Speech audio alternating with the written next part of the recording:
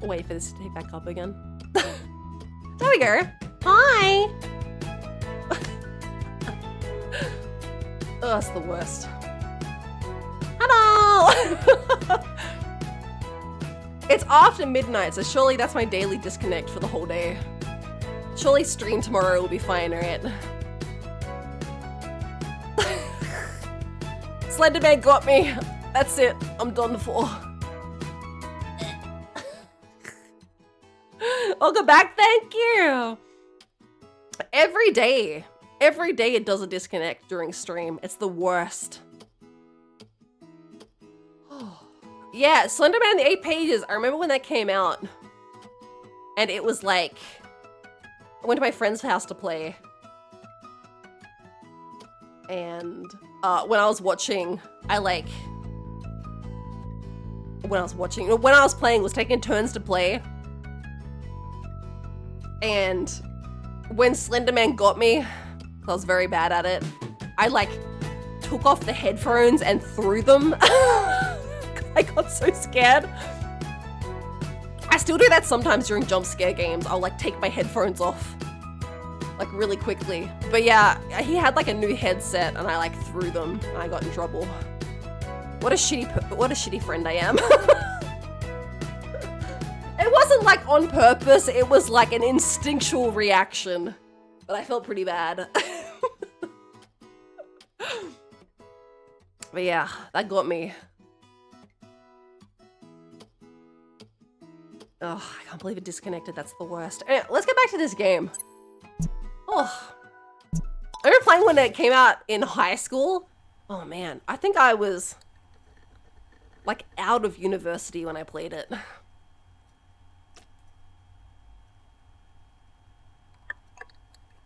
When did it come out? Slenderman in the 8 Pages. 2012. So I must have played it in 2012. So that must have been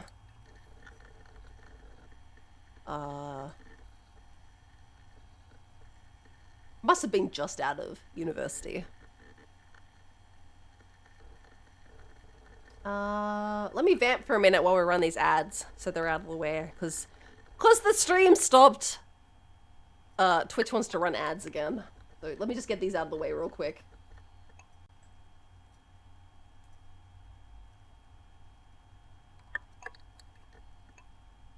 We'll just sit here for a second. Yeah. Oh, 2012 was my year 12. Yeah, what? 2012, I must have been 21? Is that right?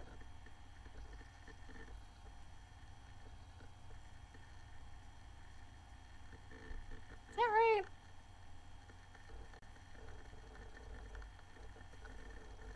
I don't know if I'm mathing right.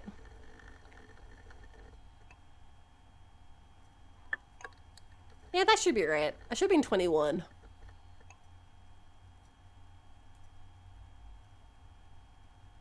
Yeah. So yeah, I would have been 21 when it came out. So yeah, I was just out of uni. I just left uni.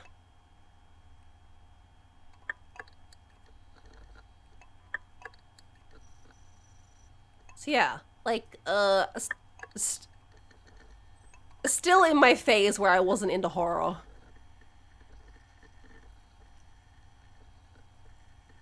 I feel because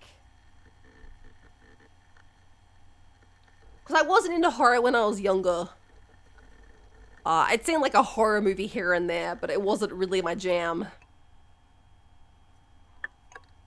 I feel like Slender was the first. Actually, Slender was probably the start of me being interested in horror games. I wasn't really aware of creepypasta and stuff. Not really. I feel Slender was probably my introduction to that kind of stuff. I feel maybe I saw Slender, was this is feels it has lore here. I want to know why he has notes, and I want to know why he's a weird monster that lives in the woods. So I feel that might have been my introduction to horror games and SCP and creepypastas and stuff.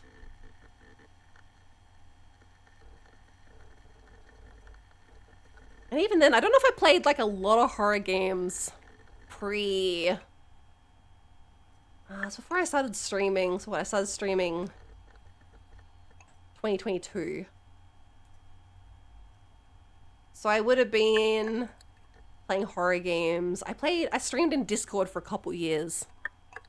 So probably like 2019, 2020, I started actually playing horror games. I used to watch a lot of horror games on YouTube. But I'm like, I'd watch them on YouTube so I could like cover my eyes and peek through my fingers. I feel like horror games also have like a very cliche flow to them a lot of the time. You can really feel when there's like a scare coming. So I think I watched a lot of like horror games on YouTube. And then I started playing a couple of like not too scary horror games while also watching scary horror games. And you kind of like learn when scares are coming. I have some friends that watch me play scary games that don't like scary games. But they'll watch it because they're like, well, it's less scary when there's a cat girl in the corner. Who's laughing most of the time.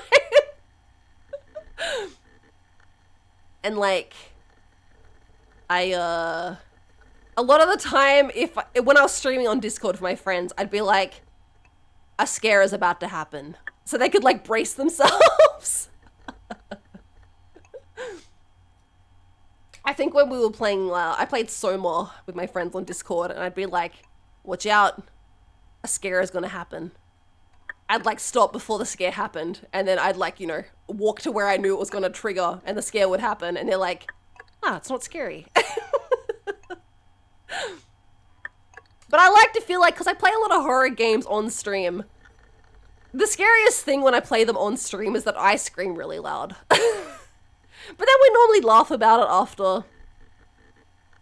I feel like if I could be someone's introduction to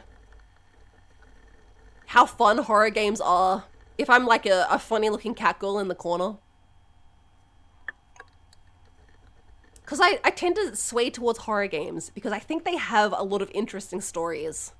I like the lore.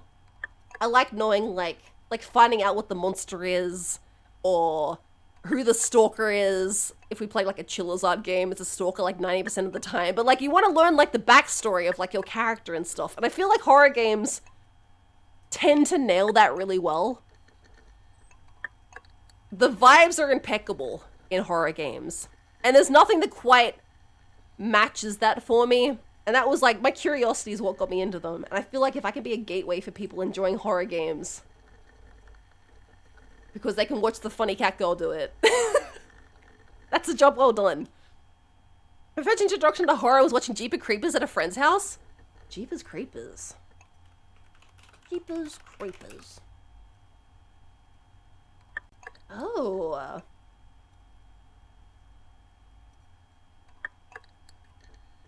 I've never seen this, but this does look familiar. I'm sure I've seen like clips or something. I feel like one of my first horror films I watched was Saw.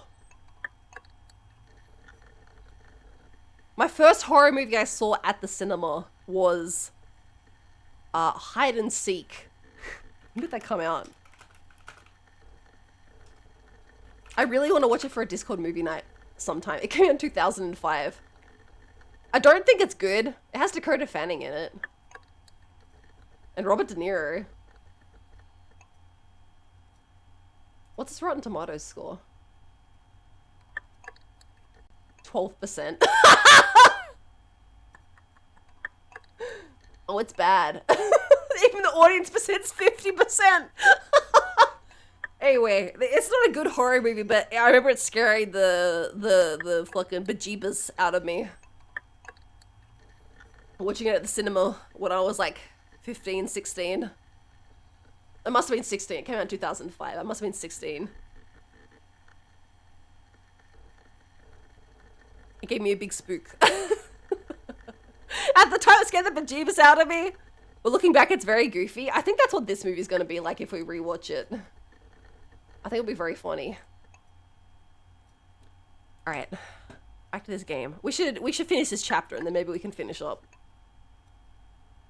What do you think we'll do for college? Oh, straight together. I don't know. We'll see when we get there. What kind of question is that? I feel like I don't know. Like I feel like I don't know. We'll see when we get there. Is like true. Like I don't want to be like, we're gonna be together. Like I don't. Maybe she'll be a different person when she gets to college. Who knows? Relationships in this stage of life is very hard because there's a lot of stuff happening. Like a lot of people wanna like I don't want to say like rediscover themselves, but like you're in this weird like between childhood and adulthood phase where you want to feel things out. And sometimes you don't want to be in a relationship to do that. So a lot of relationships fall apart here, which makes sense because you're in this like weird interstitiary phase where like you're turning into a different person, which feels harsh when like to someone that you're going out with, unless they're like amenable to that. If they're like also understanding that they're also changing into a different person because you're a different person from when you're a teenager. Teenagers are always just like, no, I will be the same person. I'll like the same. No, you weren't. You suddenly like tomatoes. I like a lot of the same stuff from when I'm a teenager, but also I'm in like, you're in a completely different like emotional phase. You're also very hormonal because there's a lot of like, you're learning about like actual adulthood stress and shit. So like, I don't know, see when we get there is like the actual thing to say here, but I don't know if the game's gonna like that. I feel like what kind of question is that is too aggressive? Stay together feels like very... Alright, I'm just gonna say this. Alright, we'll see when we get there. I don't know. I thought we'd figure out when we got there. But I don't think she's gonna like that. She's gonna be like, oh, you don't want to be together?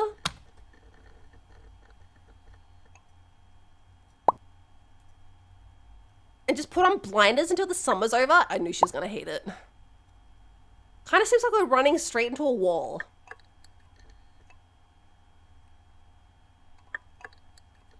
What wall is that? At least we're together. Just feels... It's just doing what feels right.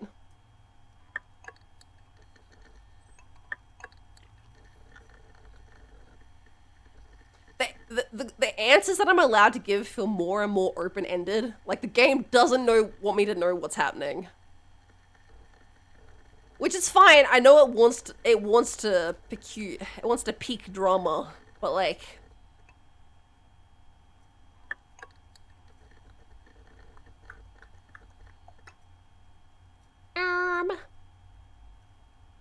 This feels too cringy. She's also, like, you can tell even from the start of this. This full stop. I told you guys the full stops were gonna come for me. She's definitely pulling away, which I understand. Again, it's a weird time. It's the summer before. Oh no. I did this with my girlfriend the summer before college. So, you know what? This might be kind of how it went down. They kind of realize they're in like a weird phase where maybe they want to be a little more open. And they start to like pull away, but they're not quite sure yet.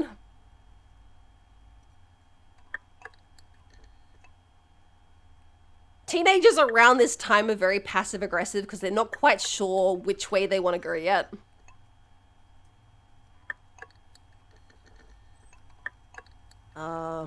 Which is fine. Like, you're in that time of your life where you're trying to, like... What the... Maddie the Magical Girl! What are you still doing up?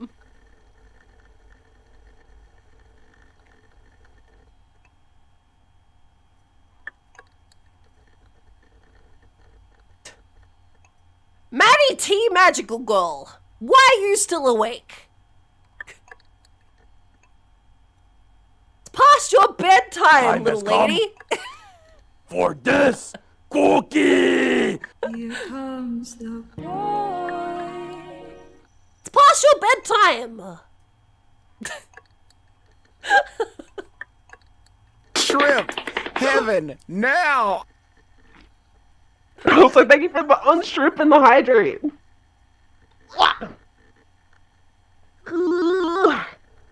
I'm stretching. Oh my shit. Shout out Maddie the Stain Up Late Girl. I was like, Raiders, hello, welcome! If you haven't met me before, my name is Boysenberry. I'm a visual novel seeker VTuber. I do a lot of different stuff. I'm a variety streamer. I play a lot of indie games, a lot of indie horror. Man, I haven't played indie horror in a while. It feels like I'm lying. We should have an indie horror week next week. I also play a lot of games with, like, weird stories, weird mechanics. I do art streams. But today we're being a teenage drama queen. I've been nailing this game so far. Everyone likes me. My girlfriend likes me. I've gotten, like...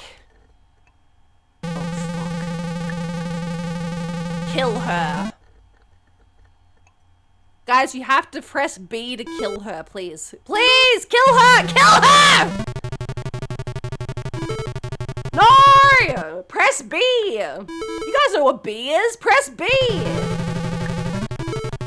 Press B! No, press B! B, B, B, B! Butts. You guys like butts, right? Type butts! Type butts! You guys like boobs? Press boobs! Chat, I have to know, are you a butts or a boobs person? I must know. Don't you want to tell me? Ass.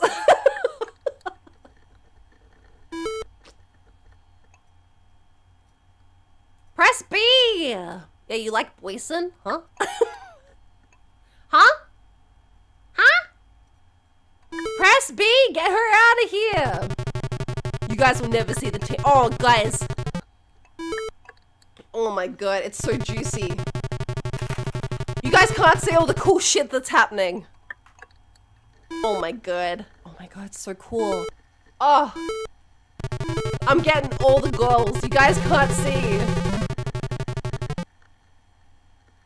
Oh my god, it's so cool back here. Wow. Wow! Oh no! Oh no! How did this happen? We get all the girls, the mustache girls. You guys are bad at typing B. That's not B. Try again.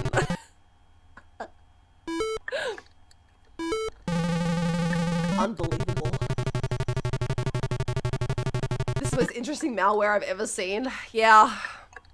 This is my arch nemesis, Mustache Sin.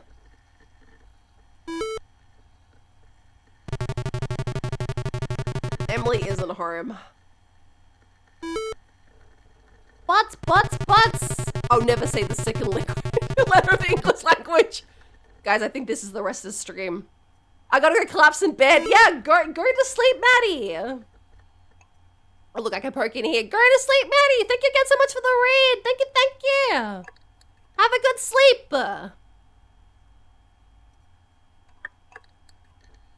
I'm not eighted at typing 8. I'm awful. I have a breathing hole.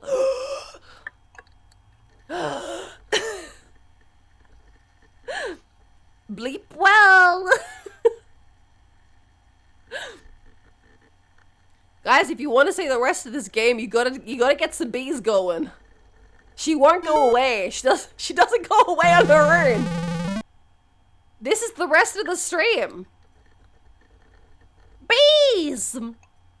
But why? Imagine Bliss turned on slow mode. Boobs! Typing that letter showing my avoidance issues. Your avoidance issues. Boobs. All the best words start with B, guys.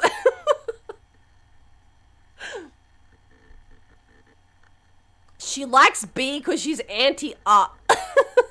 Branderson. Avoidance bishies. Lactose intolerant. B. Mustache sin. Paradoxica has chosen to be the enemy tonight. Bander. Barry. Breasticles. Mustache sin. Butt stash. Take that. Take that, mustache sin. Mustache sin. More like butt stash sin. Bussy! I told you all the best words. We're so close. Begone! Begone, butt. Bring burgers, butt. No! We're so close.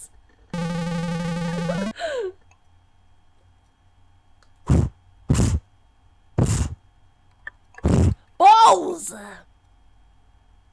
Staring directly at her. Balls! Penis!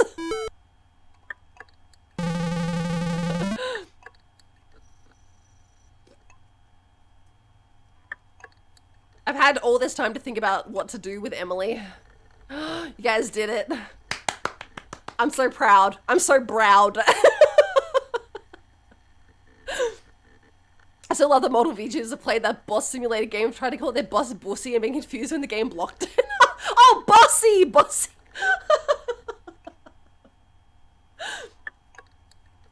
Bacon and bags! Paradoxica's reign has come to an end. Mustache Sin's collaborator. She's gone, and it's all not thanks to me. Oh. Alright, I'm gonna say at least we're together. I don't think she's gonna like that. Maybe, but at least we're running into it together. I think she's gonna be, like, too needy. That's still not a good idea, right? She's right. I mean, we're just ignoring it. I don't know. Alright, what do you want to do? Well, what do you want to do?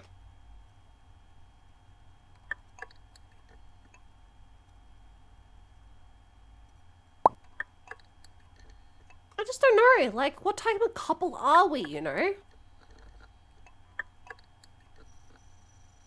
The good type? No, I don't think I know. What do you mean by that? No, I don't think I know what you mean. We seemed pretty chill until you just a couple of pals. Like, are we high school sweethearts? You know, soulmates? Or are we the other way more common type? We can't know now. Sounds kind of existential. We're soulmates, duh. We can't know that now. You don't know until you know. I don't think we could ever know that now.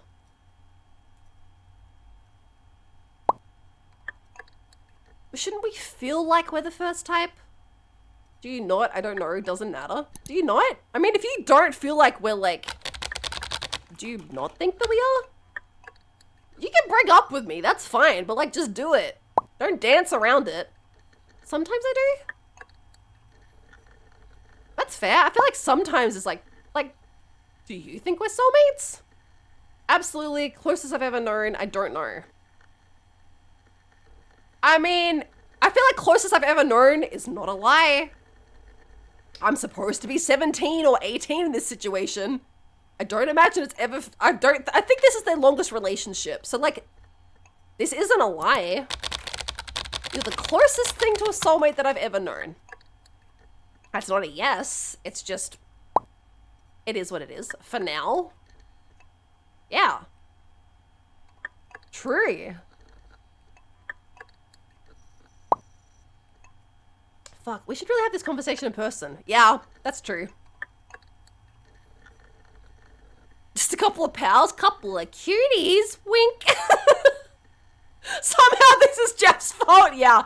I can't wait for this to come flying back in my face. I don't know who this Emily girl is, but this Sid girl seems kind of nice. She's very direct. If she's having issues, she's got to be like, are we having an issue? Or conversation can get together. That doesn't sound good. Yeah, let's get together. Fine. If you want to talk it out, let's talk it out. We can still try to get together.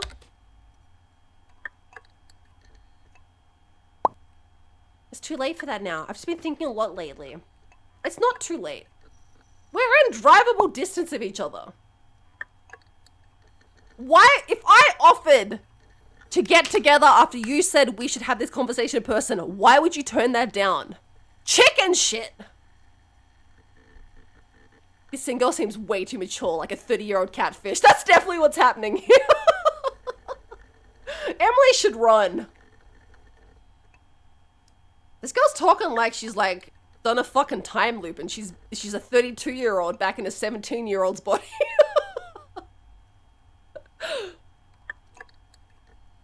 It's too late for that now. I've just been thinking a lot lately. Like, about us. Oh, these are all bad answers. Okay. Yeah, okay. I feel like I've been wedged into a corner. And you know you're like my closest friend, right?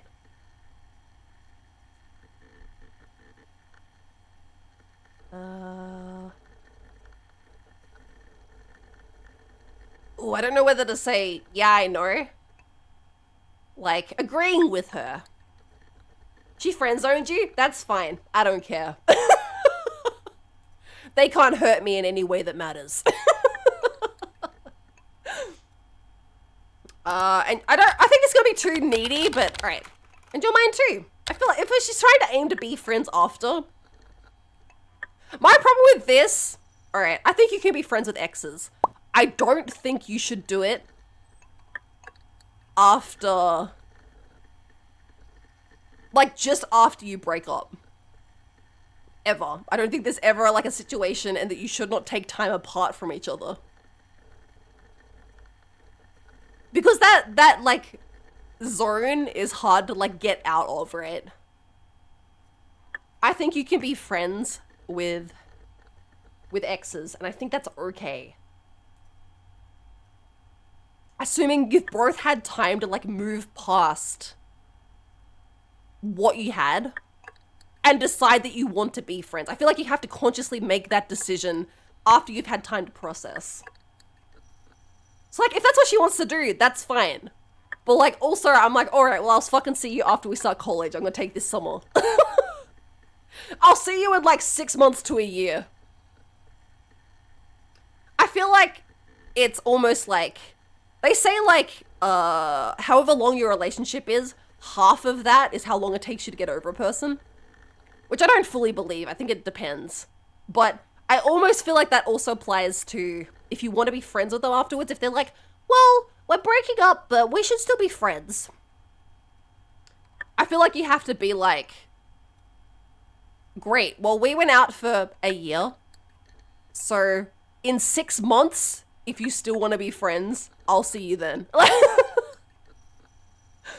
I'll see you then. I'll see you in like half a year.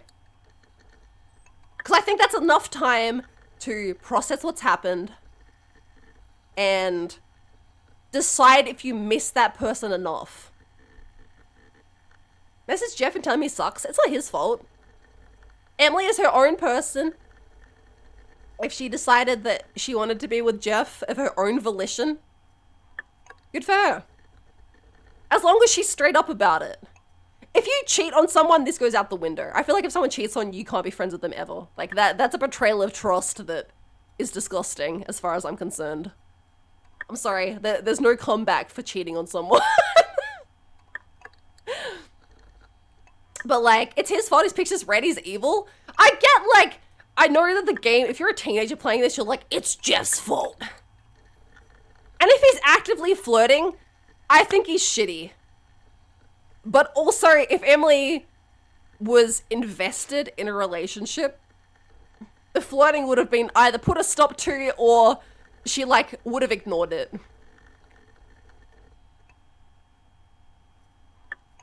if she ends up dumping me and not cheating on me with Jeff, but dumping me and going out with Jeff, that's fine.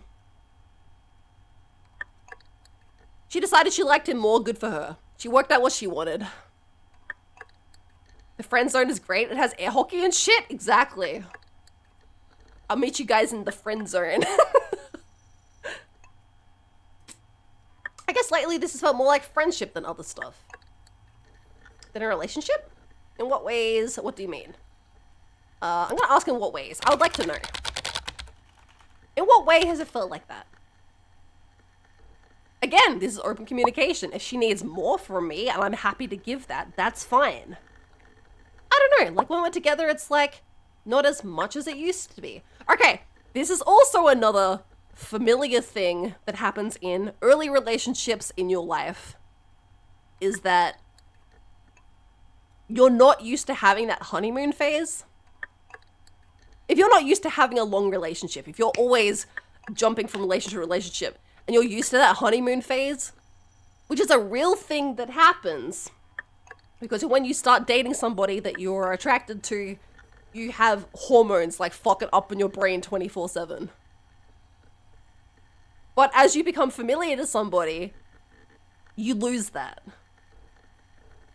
And it's a normal thing that happens in every relationship, and you have to like if you're just having fun and you're just like, it's nothing serious, you can jump from honeymoon phase to honeymoon phase. I know these hormones you speak of.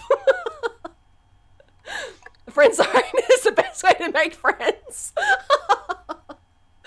It goes from new, exciting to just being normal. Exactly. Some people want that adrenaline rush of it being like new, and you don't know somebody, getting to like learn about them and know about them. You don't know what they're gonna do because you don't know them yet.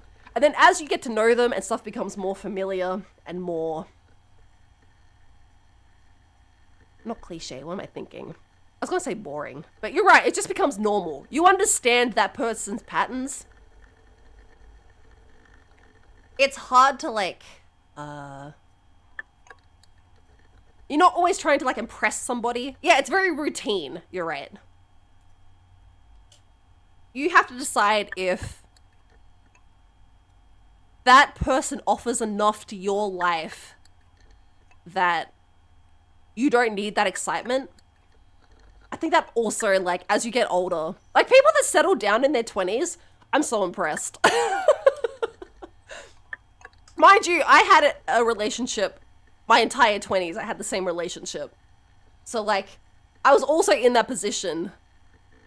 But, like, I feel like in your 20s is when you kind of do that jump to jump, because you've got a lot of hormones going on in your 20s. I feel like once you get, like, your late 20s, like, mid to late 20s to your 30s, is when you get... Exactly, yeah, I'm the opposite. Can I please skip the honeymoon and just speed her into the comfy pot? I feel like a lot of people, like, it takes a while to get to that part. You have, like, the honeymoon phase, then you have the phase that you go through where you're like, it's not as exciting as it used to be. I'm kind of bored. You get that, like, a little bit. And then you get past that to where it's comfortable. And you have to decide that that is, like, worth something to you. I guess some people just want to be excited all the time, which is fine. But, like, you have to, like, be upfront about that. What you get at the end after a while is that you get, like, comfortable, you get stability, you, like, have someone that you can rely on because you know how they're going to react to situations. If you want to be excited, ride a roller coaster. Exactly! A great pickup line, hey baby, once you put up with my boringness, I'm so comfy. The best way to start a relationship is to be friends. And people don't like to hear it. And I know that people are like, well, I don't want to, like, I gotta be in the friend zone. I don't know. I feel like you have to start in the friend zone a lot of the time. I can't think of any relationship that I've started that I've not been good friends with that person prior to being in a relationship with them.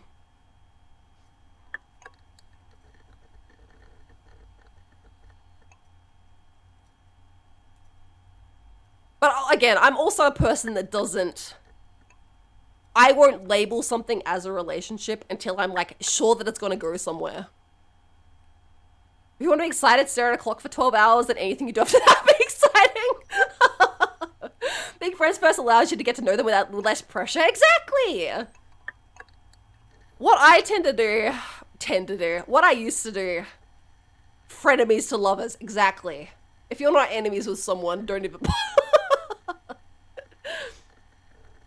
You have like friend dates with people. You're like, you go out and hang, if you're interested in someone as like more than a friend, you organize a lot of like one-on-ones. And if they're not interested, they have time to let you know. Still in that comfortable spot where it's not too late to like back out.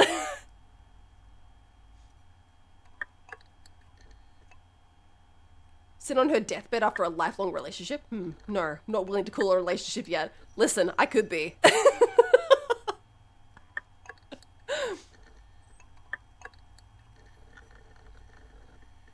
Liz and I were like dating for like most of a year before we were like, yeah, this is probably going somewhere. Okay. It was like a while, but we would just go on like friend dates in the middle of the day to just go like do stuff together. Right? You just want to go out and like see how you get along. Like, I don't know. I don't think it's that complicated if you're not thinking too hard about it. Best way to confirm a relationship is to take your date on a boat on the lake. So we're in a relationship. If she says no, then you say, we're in no ship, and you tip the boat. Liz still calls you his roommate. I still call Liz my roommate.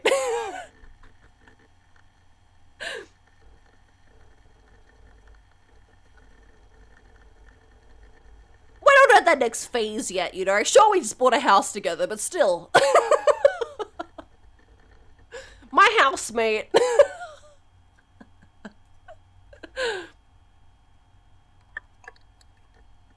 You know, one day we'll get there. We're just good friends.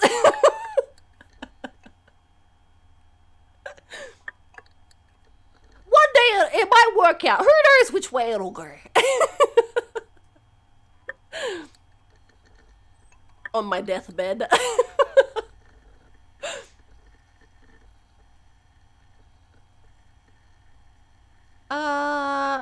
When we're together, it's not as much as it used to be. Like, I'm not even holding this against her. Like, she is an 18-year-old that's probably just deciding that she wants to have the excitement again. Which is fine. Get it out of your system. Once you do that enough times, you decide if that is what you want to keep doing, which is also fine as long as you're upfront about it, or if you want to move past that. Like, for me, I got tired.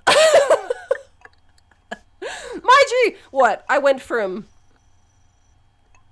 a short relationship, a short relationship, a short relationship, very long relationship, very long relationship. Like, but like, I got to the point in like my mid-20s where I was like, I don't know, chief. Like,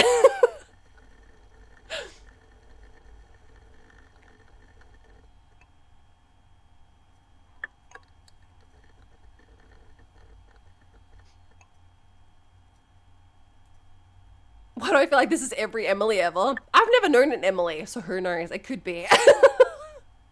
On your deathbed, are we dating?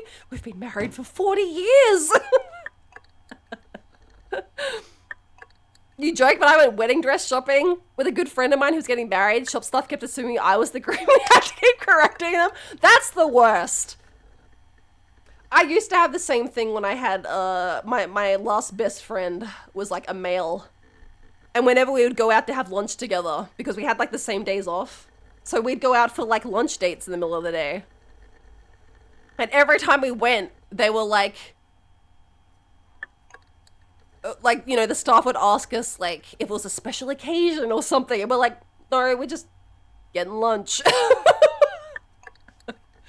We heard the quesadillas here were good. We just came to get some quesadillas.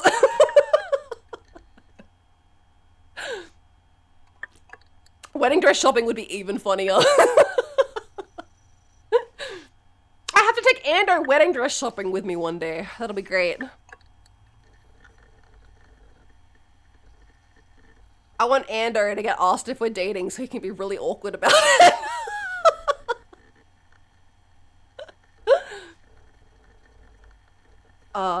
No? That's the dream. I have to get married now just for that exclusive reason that I want to make Ando really awkward.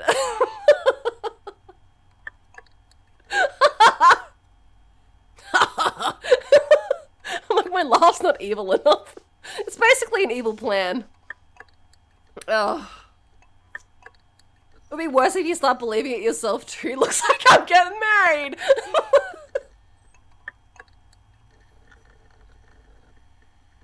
Like, oh, the groom, and you're like, am I?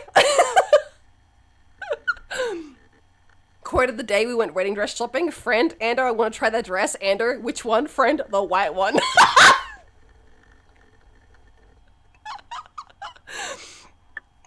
Oh my god. I can't stand up. All of Ando's friends are funny. That's really good. I have to write that down so I can say it verbatim. Just, I want to try that dress. Which one? The white one. Stare directly into your soul. I literally made the same face. Oh, that's really good.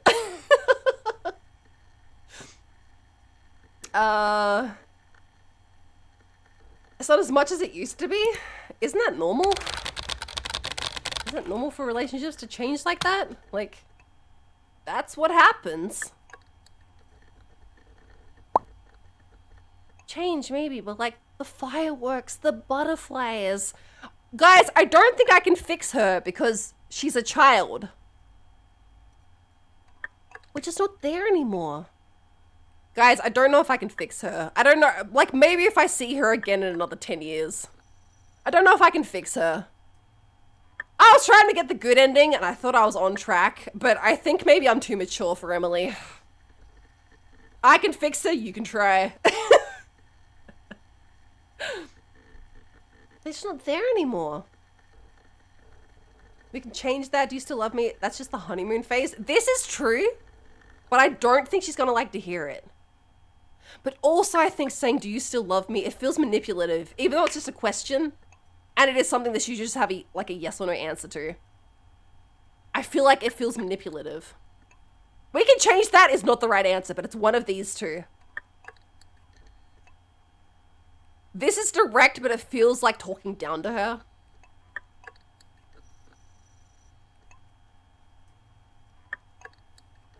Alright, I'm going with 3. You said it yourself earlier, so right. I think that's just the honeymoon phase being over. You said it yourself earlier. Yeah, I'm trying to metagame, I think, too hard. So it's just like this forever then? I don't know. What's wrong with this? Would that be so bad?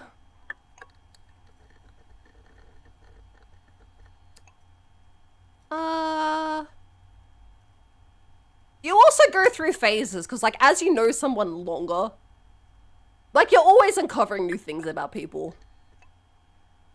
Because people are always changing. There's always something new to learn, which is the fun part. You get over, like, that big, like, bump at the start where you have to learn everything. And then you just get, like, little daily snippets. Which is tasty. That might be, like, my favorite part. Because, like, at the start, it's overwhelming. Especially if you're a very anxious person. Blueby, you need to stop talking? Are you sick? You are my bestest, Bloob. And I do still love you. That's why I had a big birthday party yesterday. He might be a little upset because the stream died.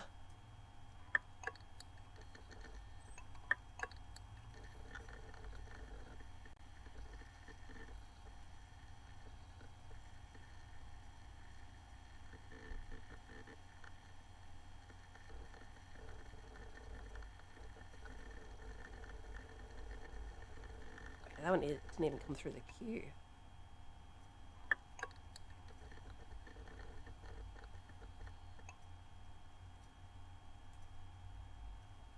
Let's see if this works.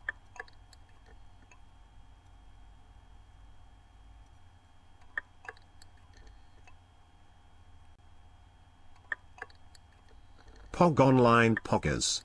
Alright, he's thinking about it. He's thinking about it. Blue might be busted. Let me refund Avatar.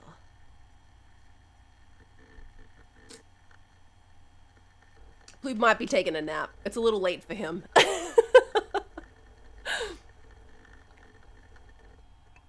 Ugh. It's so hard to talk down to her. She's stupid like most teens are. It's not her fault. People forget that teens are basically children. Like, I don't know. She's like 17, 18. She's basically a child. Like, you invented the word honeymoon as if bees were on the moon. Like, what's the moon and honey got to do with anything? I don't know whether to say I don't know, because, like, it's not like that forever. You shouldn't be bored. But also, the problem is, at this stage of your life, at 17 to 18, you're not, like... You tend to need a lot of, like, outside influences because you're still, like, using, like, the outside world to determine who you are. So you're not great at dealing with those slower moments in a relationship because you're not, like, super chill with, like, who you are, right? Like, you're not self-sufficient as a human being yet.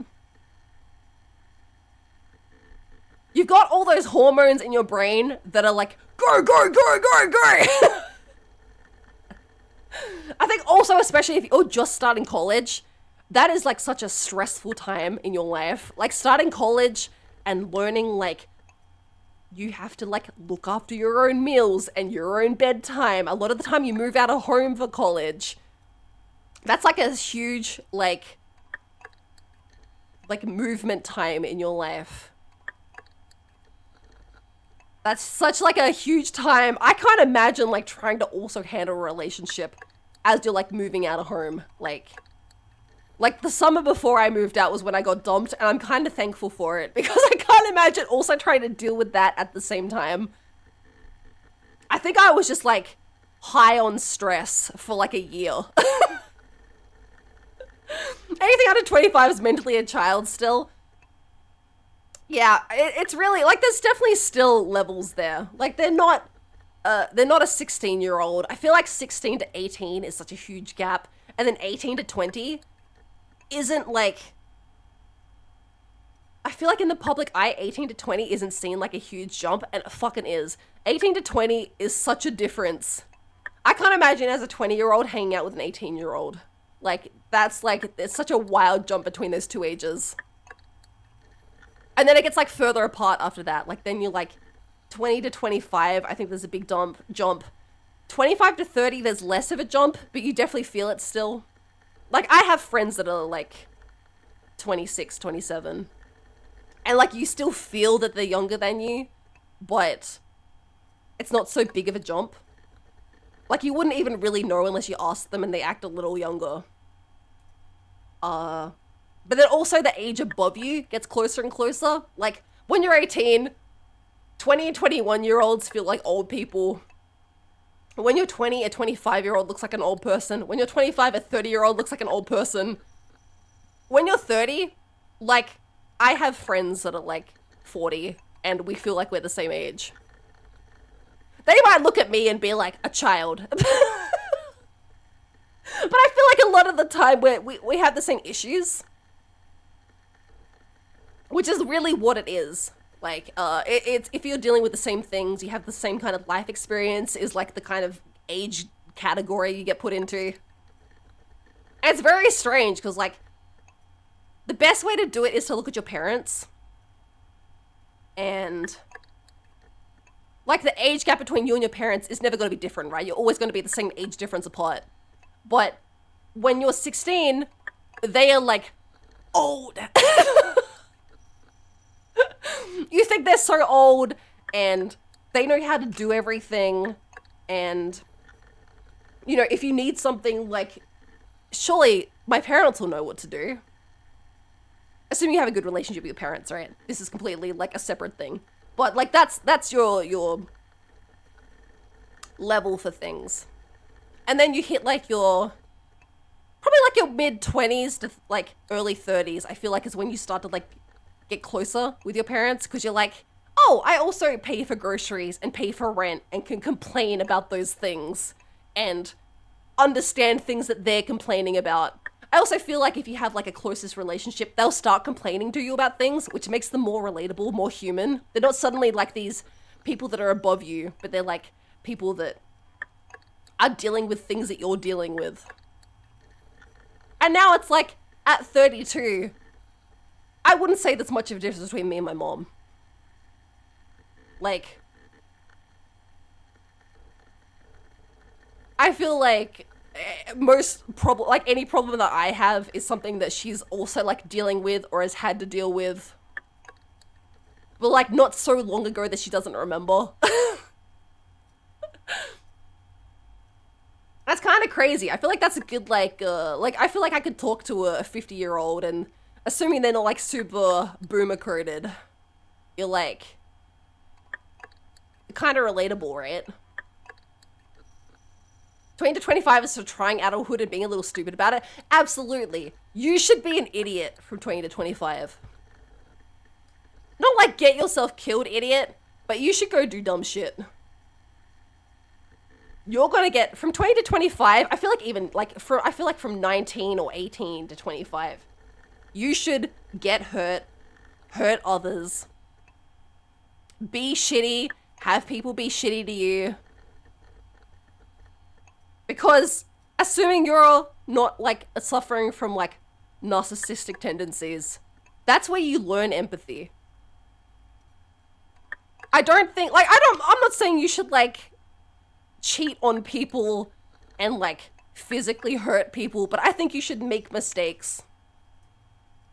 Because I feel like the younger you do that, the more bounce back you have. The more pliable your brain is to intake all of that information and work out what to do with it. I'm not saying hurt like a child, but I think from like starting from like 18, 19 to your mid-20s, be gay, do crime. It's the longest way to say be gay, do crime I've ever heard. I'm just saying, I was in shitty relationships. I definitely hurt friends. I've had friends hurt me. I've said shitty things to people. I've had people say shitty things to me. It's not a super fun time in your life. It's a very exciting time. And I think like you get like hyped up on the adrenaline and stuff. Like I had a lot of fun. I was also a party girl at that age. So like I was out of the club and shit. I say shitty things and that's not a mistake. I don't say a lot of shitty things anymore. I still say shitty things sometimes, but I'm trying to be better about it. But I also say it a lot less often. And normally I have like this moment now, if I say something that's like kind of like passive aggressive and I'm like, why the fuck would you say, like just, so then I'll normally like apologize and be like, this is what I meant to say. You get a lot better at it. But I think it's a learning process, and I feel like you don't get a lot to... I try not to be shitty to people, but I do try to fix things. Exactly.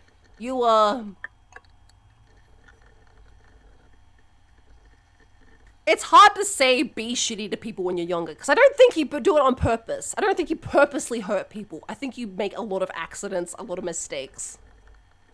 But I think, like, at that age, you give yourself a very hard time for it, and it's hard to, at the time, like...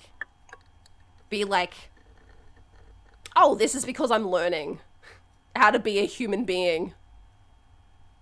But I think, like, as you get older, you can look back and go, wow, that was a really shitty thing to say that I didn't apologize for in the moment. but I felt really shitty about it later. So then the next time I did it, I realized what I was doing and was like, oh, I shouldn't do that. Like, and then like the time after that, maybe you just think it to yourself, but you don't say it out loud. And then the time after that, you don't think it, but you think something like adjacent to it. Like, you get better as you get older, assuming that you're willing to learn. Some people are just shitty forever. It sucks to be them. That's how you end up as a boomer yelling at children. I think the problem is also as you get older, you have like less and less flexibility in your brain. I got lactose intolerance, I know all about shitty. You're so right. It's where you learn about the world and people around you, is where your outlook on life is really formed. Yeah, at the core, exactly. Definitely. Based on this definition, I'm not sure I had a 20s. I basically just did uni and work. That explains so much. No, that makes sense. I dropped out of uni in my early 20s and then have been doing the same job since then. Because I am not from a well-off family, and so the only, like, I had to take up work to go to university, and then I wasn't making enough to go to university, so it was one way or the other. Which is fine. I wasn't super taken with what I was studying anyway, so it wasn't for the worst anyway. I think things are probably shaken out the way they were supposed to. But it did also mean that, like, I spent my 20s not doing a lot, actually. I feel like people are really fucking it up in their 20s, except for Ando. But I didn't. I was in, like, a pretty stable relationship that didn't go anywhere. I was in a job that didn't really go anywhere. I feel like I really, like, flunked my 20s. But again, I had those, like, life experiences of, like, being shitty and having people be shitty to me. So, like, I've got that behind me, at least. Yeah, my 20s were kind of a nothing burger. I'm really living it up in my 30s. The 30s is where it's at.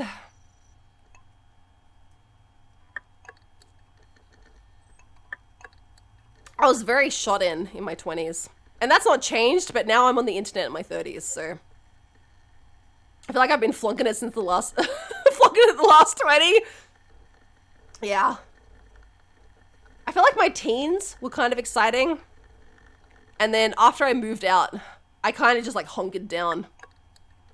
My 20s were pretty laid back. I've always been an introvert, but I found a group of friends a few years older than me that already passed that early 20s bullshit. That also helps. That's definitely helped with my late 20s, is I made friends that were in their 30s. And now I've got friends in my, like, I'm in my 30s and I've got friends that are, like, clocking on 40. And that definitely helps having, like, an older perspective if they're, like, close. If you have someone that's, like, a few years older than you, they've normally got, like, a little life advice for you, right? All us hags are ready to dish out our life advice.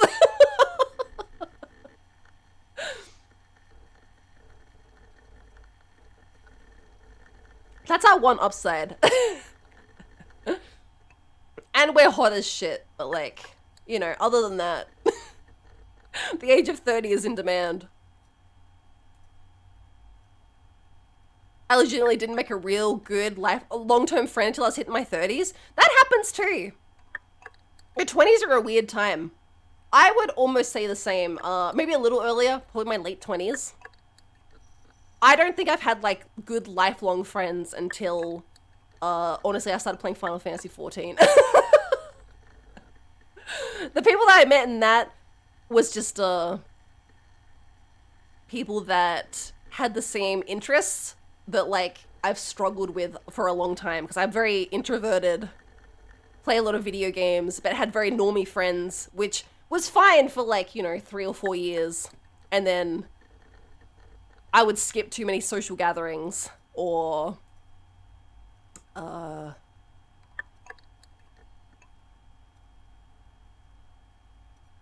not even, or, like, I would, like, miss, like, too many social cues or something. I feel like I've finally met, like, a group of people that understand. I feel like VTubing's been good for that too. Not that you can't have normie friends, but just like, especially in my neck of the woods where I live, because I live in very, I would say, a conservative, rural kind of environment. I've definitely had friends that I've met IRL. Like I have Liz I've known for like 10 years. My other housemate that I live with I've known for a long time. But also they're not normies, so... But yeah, a lot of my normie friends, I think, got a little tired of not sharing the same hobbies after I got out of like my party girl phase.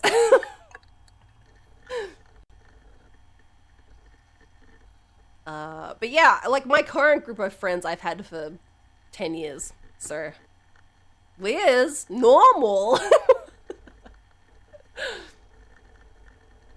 The big irony is my good friends at VTuber that I met in a Twitch raid. That's really cute though. I feel like VTubing is opening up a lot of avenues for friendships like that. I feel like most people who play that are weird as fuck. I've met a lot of weirdos who play it. That's fair. A completely reliable source, yeah. I think I've met the most normal people I've ever met through that. The most, like, socially stable people. I've met some weirdos. But also, like, my current friend group that I met through Final Fantasy XIV is also, like, the most understanding group of people I've ever met. So, I mean, it goes both ways. I didn't really do online friends till my mid-20s, so I'm a little behind that side of things. JT, I was exactly the same. I didn't start, like, meeting online friends until my mid-20s.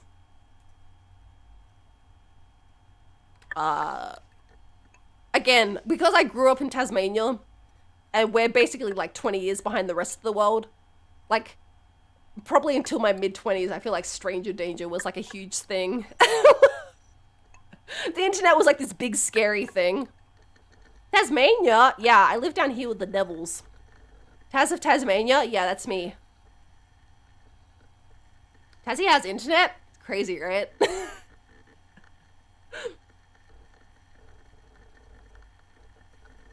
The reaction this gets every time. JT, you didn't know? Yeah, we've got internet. The internet I have is pretty good, but... I mean, we're still light years behind America, right?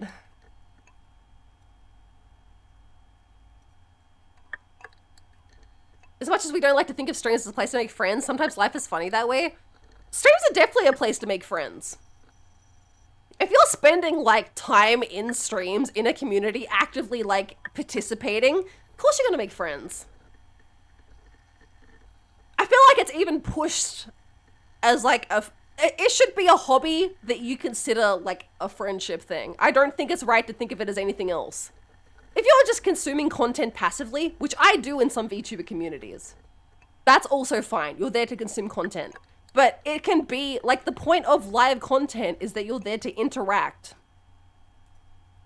If you're not interacting with the streamer, there's still the whole community in chat to interact with.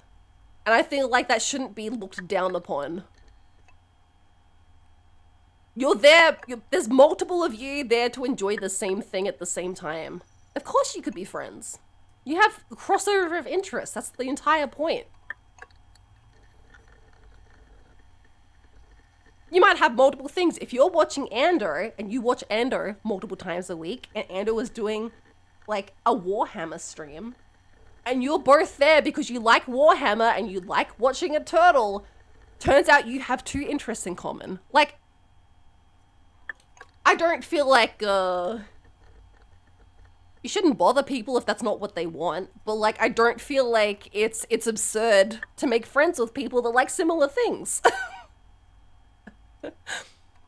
Was at a different friend's wedding, was chatting with a bunch of my nerdy high school friends I hadn't seen in ages. One girl was like, wow, you all are real still into this nerdy shit, huh? And we're all just, like, looked at her like, yeah, what the fuck else would we do? Exactly! I just assumed you were Australia's quarantine zone. We were, until you fucking mainlanders came down and gave us all COVID. I remember during like 2020, 2021, we didn't have COVID here.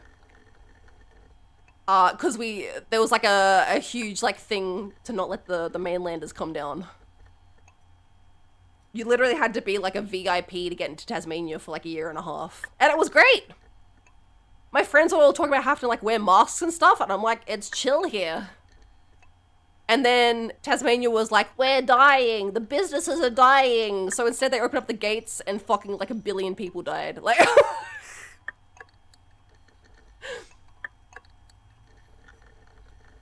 which like, I get it, everyone else is dealing with it. The Tasmanians, because we're all old people down here. Like, Tasmania's community is very skewed towards boomer.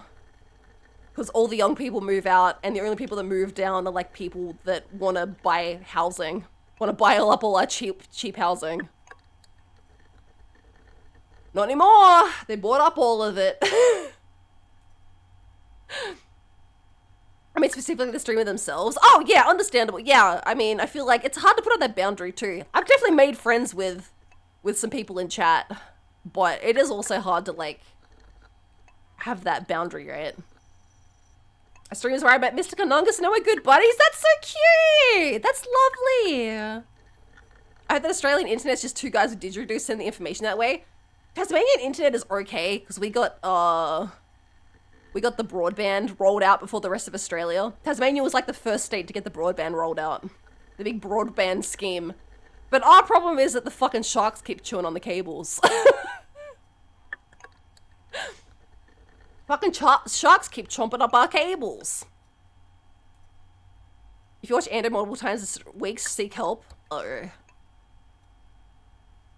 Warhammer becomes a Ninja Turtle with a battle kit and Giga Blastoise. I'm Kiwi, don't blame me. Listen, I get it. Remember our borders to Australia during COVID too, and that lasted all of 3 weeks before they shut that shit down again. I wish that was us. Y'all got cheap houses down there? We did. We did, before all the mainlanders heard about it. Mind you, I've still heard it's still cheaper to buy a house down here. Unless you want to move out the sticks on the mainland. But, I've had some friends buy houses the last couple of years, and I still paid less than they did for a bigger house than they did. So, it is what it is. If you want to live out in the middle of nowhere, depends. Decaf, the internet's good enough that you can work from home. Liz does. Isn't that all that matters? I play Final Fantasy and stream okay. Thank God the internet's good enough for streaming. It's so funny, like the last couple of years, probably like the last 2 years, especially during like the VTuber boom, people are suddenly like, all these Australian streamers have popped up and people are like, where are all these Australian streamers coming from? It's like, our internet just got good enough to start streaming. We're doing okay in my town, and there's one fucker who was COVID positive did a Christmas pub crawl. No! From fucking Gosford through to fucking half of Sydney and caused the whole coast and south of Sydney to get locked down. No! It was so funny because just after COVID, oh my God, I was in Japan when COVID happened. Like we went to Japan from like November 2019 until like mid-January. I remember being in Japan, looking at my phone, being like, there's like something happening in China. I was like, you guys seeing this? It's kind of crazy. I was like, there's people like dying and shit. This looks kind of weird. Anyway.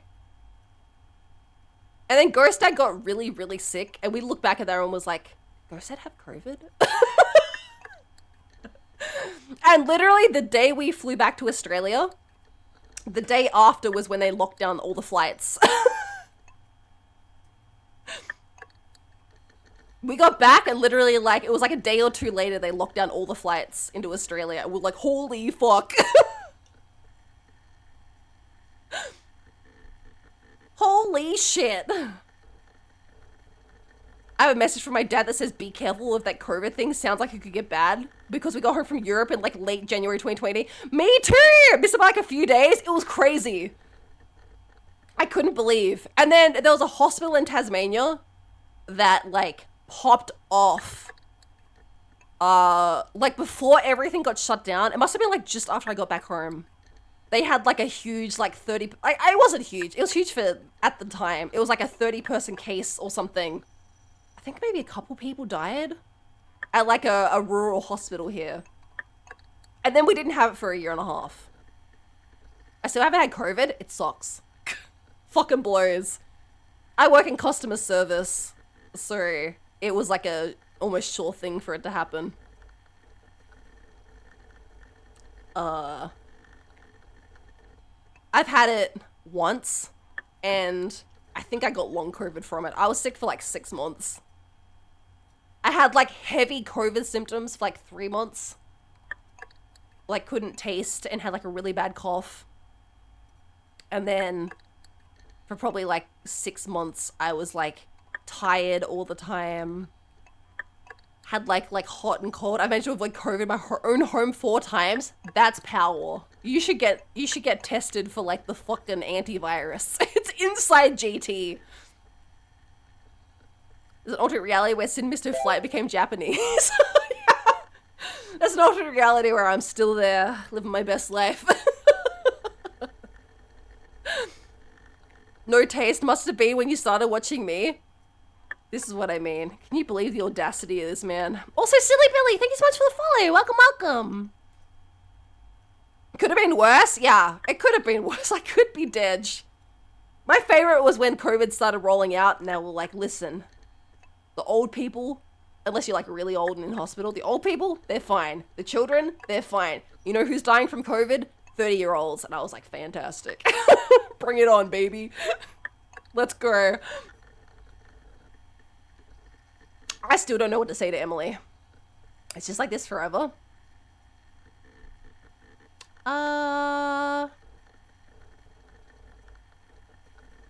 What's wrong with this? I feel a little aggressive. Would that be so bad? That feels a little, like, needy.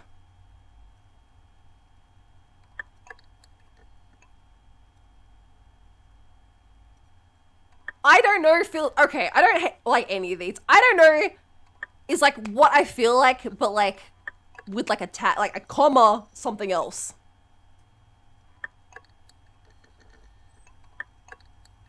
Can I just let me in there? Let me type out what I want to say. At least you didn't have Super Ultra Arcade Edition COVID. That's so true. COVID HD. COVID Game of the Year edition, yeah. Ask ChatGPT. No.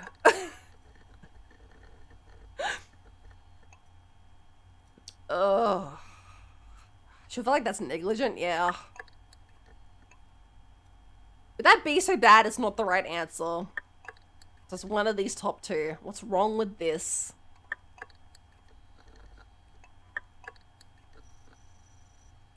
It can't be, I don't know. Alright, I'm going with what's wrong with this. What's wrong with where we are now? I feel like that's fine. If she's like, this isn't what I want, that's fine. It's just so stationary. I don't know.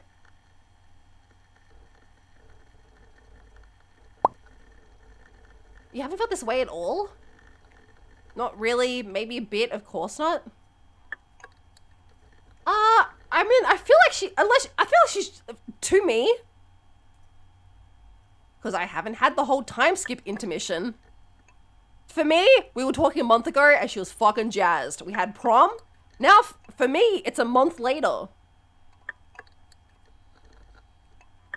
I don't know what she's been like. Has she been just cold the last month? Because then, yeah, maybe I have been feeling a bit like that. But if she's been acting fine until today, then no, probably not. It seemed like it was going pretty chill to me. Name's Emily. Ghostman Geo, I think you've got some past trauma you have to deal with. Don't ask ChatGPT how to keep a 17-year-old from breaking up. Seems like a bad idea. Yeah, I don't feel like I want to ask ChatGPT that.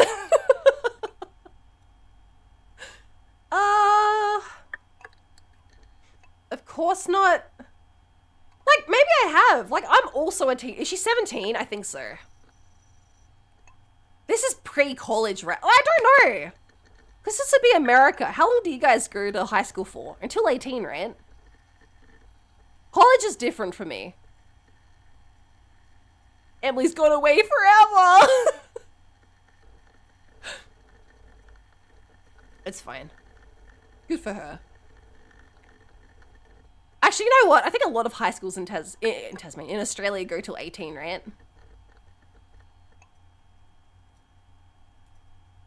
It's just me because I went to high school in Tasmania, so like, maybe it's the same. Do you guys have high school until 16? And then either you go to, for me, we called it college. I think some high schools just offer high school until year 12. But when I was going to high school, the way it worked was you went to high school until 16. And then years 11 and 12 are called college. And either you did that or you went to a trade school. Because college, like year 11 is like uni prep. They offer you like harder courses to like prep you for university. And then from like 19 onwards is when you go to university. Or like, you know, the year you would turn 19. You know what I mean? Does this one also have you face on the keyboard to finish the prompt they give you? Yes! I love it! It's really good. It feels like a little ASMR. I don't know why America calls university college. That's fine. They can have that.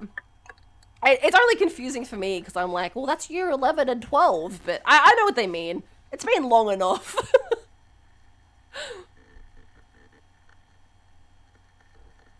They still use feet. We can't hold it against them. In America, you go to high school until 17, 18, and then it's university. Yeah, that's fair. Like I said, I think it's the same here. I think, like, a lot of high schools go until year 12. Just the one I went to only went till year 10. So I went to high school from year 7 to year 10. And then I went to a different school that was called college for years 11 and 12. But I know a lot of high schools also offer year and 12, but you can drop out after year 10. Year 10 is when they give you your like high school diploma. And then you can choose if you continue on or you can drop out and go to like a trade school instead. They like make sure that you're like signed off to a school, basically. Either you're going to college or you go to a trade school. So you're doing something until 18 normally. And then either after that you're like still in trade school or you go to university. I went to America and they wanted to use my feet too. That's why there's so many trainer sneaker collectors. They love feet!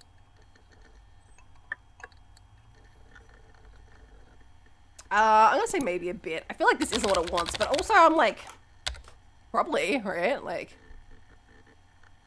it seems like a normal, great, then you understand what I mean. Sure, yeah. This isn't the same, we aren't the same. We just know each other now. We're not just together, we're more. Love can change, but it's still love. I wish I could see what it's actually gonna type.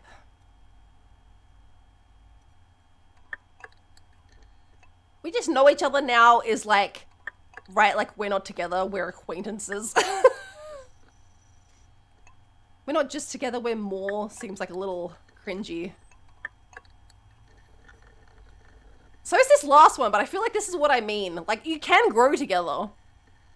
It's not impossible. I don't think you can not, like, I don't think the only way to grow as a person is to do it by yourself. I think you can do it with someone else. But you both have to, one, be aware that you are both changing as humans and that it can cause conflict. And it just depends if you're willing to work through that conflict or if you decide it's too much. Either you can be like, we've changed too much and we don't work anymore. Or you can be like, we've both changed, but we can talk through it. And both scenarios are fine. Or you can be like, this is too hard for me to do, while I'm also growing as a human. Which is also fine. Again, any of these options are fine as long as you mention it to the person you're with and you're not just like, oh, we're both changing and I'm mad about it. The last one's cringy, but it's so true, yeah.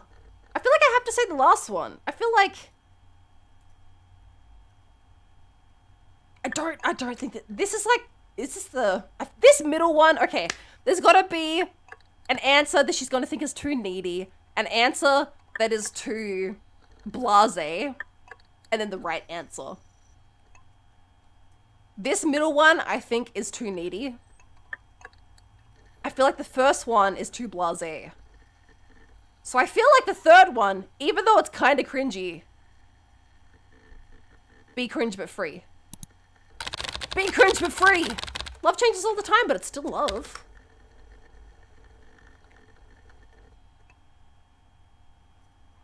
Again, I don't care if she breaks up with me.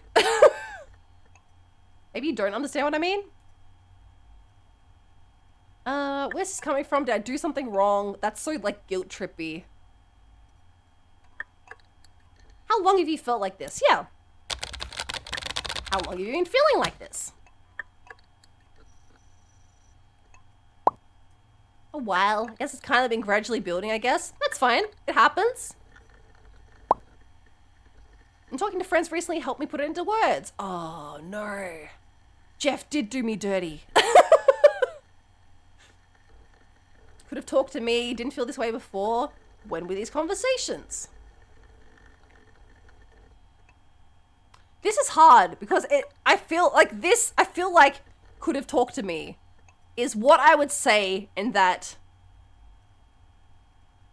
we could have addressed this earlier and either fixed this or saved us both time.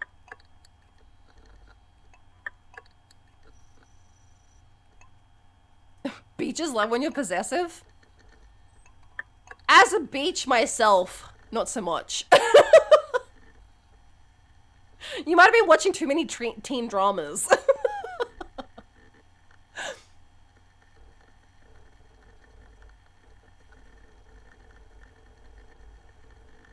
Trust? No, it's alright. If she wants to, if that's the way it swings out, I didn't want to be a part of that. Maybe next time.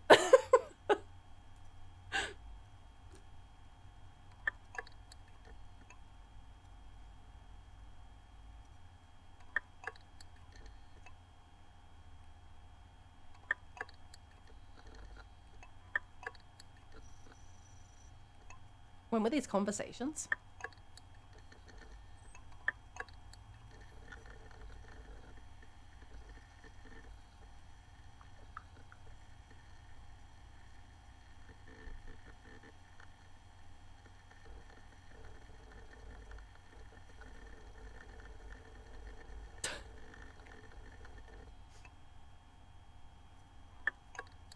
The first one was really fun. I've been meaning to get into this one. It's been a lot of fun. I've been having a good time. I didn't think I'd get as into it as I have. It's been like a very good jumping off point for just being like very nostalgic about like early relationships. And the internet at this time as well. Did you even click on the pictures of her and Jeff? Yeah, I did. Again. I think it's okay if females have males that gotta click them and feel jealous. I guess I just don't have a brain that does that. I simply don't. I'm like, good for her, she has a friend. I suppose I don't feel jealous when people have friends. Keep looking at me till you do, if it takes 3 months. I think you have some things to work through, buddy.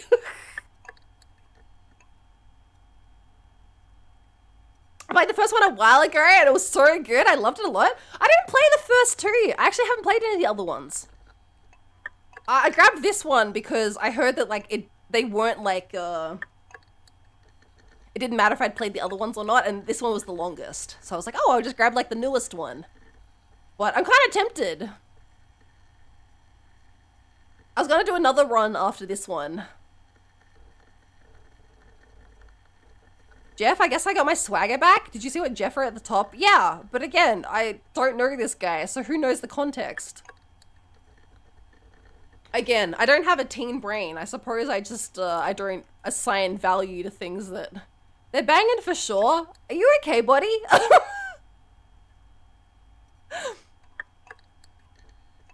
You've got a lot of feelings.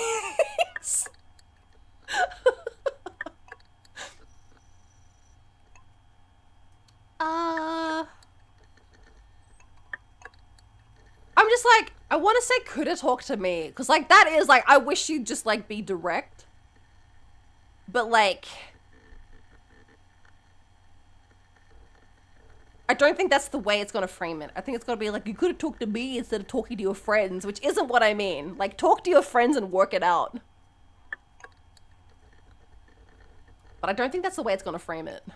I was only gonna finish this chapter and it's taken me an hour. Oops. Oopsie.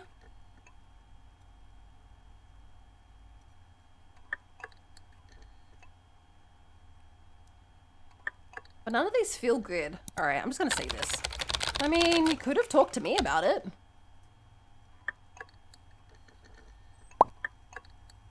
But I really couldn't have because you're a part of this. Yeah, that's the point. That's the point. Sometimes your friends just know you better than you know yourself, I guess. I guess that's true. Maybe you're influenced by them. Which friends exactly?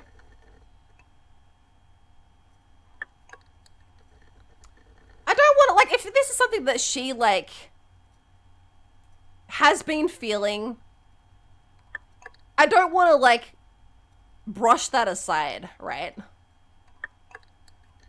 Which friends exactly? But she's just gonna say Jeff. Like, that doesn't matter. Like, she's already said that Jeff is her closest friend. That shouldn't, like, color it.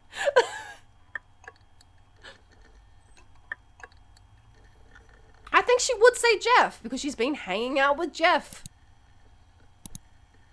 Again, if she ended up with Jeff, I have zero hard feelings about it, as long as she said it. Which she's doing, so that's fine. Red and green acting all Christmassy. Listen, how could I stand in the way of the Christmas magic?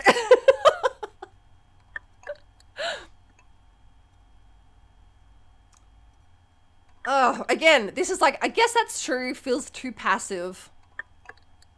Maybe you're influenced by them sounds too aggressive, which friends exactly is like in between, but also it sounds like, was it Jeff? Alright, which friends exactly? Sorry, which friends exactly? Well, Jeff, obviously, and Anna to some degree. Anna is Matthew's girlfriend. That's fine. So what do you think we should do next? Figure out what's wrong and fix it. We just need to communicate more. I don't know. It's up to you. I'd say we need to communicate more. Like, if you said that you need... If the problem is she feels like we're not doing, like, dates, or if we're not being, like... Not doing, like the best way to fix that intermediate phase between the honeymoon phase, where you're getting to know each other, and the comfy phase, where you know each other, the best way to bridge that weird gap in between is to do new stuff together. If you do stuff together that neither of you are done, then you get, like, that excitement factor together. This is why you get adrenaline junkies too. But, like, you get that, interstitiary phase, like, covered easier by planning stuff that, like, gives you that feeling while you're adjusting to having the comfy feeling. There's ways around it to make the transition smoother, right? Like, but again, they're 17. They don't know that. Have I had 2 chewing gums at the same time? Of different flavors, or? When you communicate more, we can get through this. I don't know if that's what I would have said, but we can get through this. But we are communicating, and this isn't changing anything, because you've just told me today. They're 17, they don't know shit. Exactly. Give us some time. I feel like it is. We need to get to the root of this. I mean, I feel like give it some time isn't. We just need to give it some time, you know. I don't think that's the right answer. But how long? It doesn't seem to be helping. You started speaking to me, for you, like 15 minutes ago.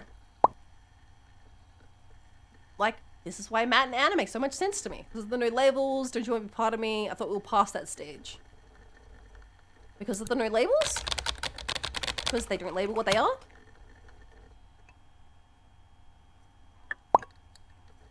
Maybe. There's just a lot of expectations here. Okay. Sometimes it's hard to know how I feel versus how I'm expected to feel. Okay, that makes sense. At least after the instant gratification, she's not a keeper. Again, if she was doing this when she was 30, absolutely. But we have to keep in mind that these are like 17 or 18-year-olds. Why has Matthew only got 1 T? Shit, you're right. That is weird. Matthew. That is weird. You're so right. I no longer trust Matthew. Matt who?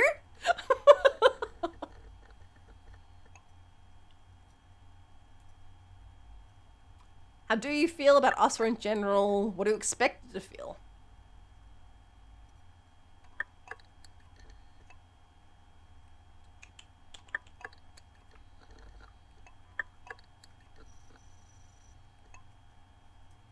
This sounds always been, yeah. I feel like I really got pushed into, listen, everyone that's just come in like while we've been in this chapter, I need you to know I've been fucking nailing this game. I've made everybody happy. I've had 0 fights with anybody. And me and Emily have been like perfect relationship material this entire game. I've been fucking nailing this game. Jeff has too much swagger.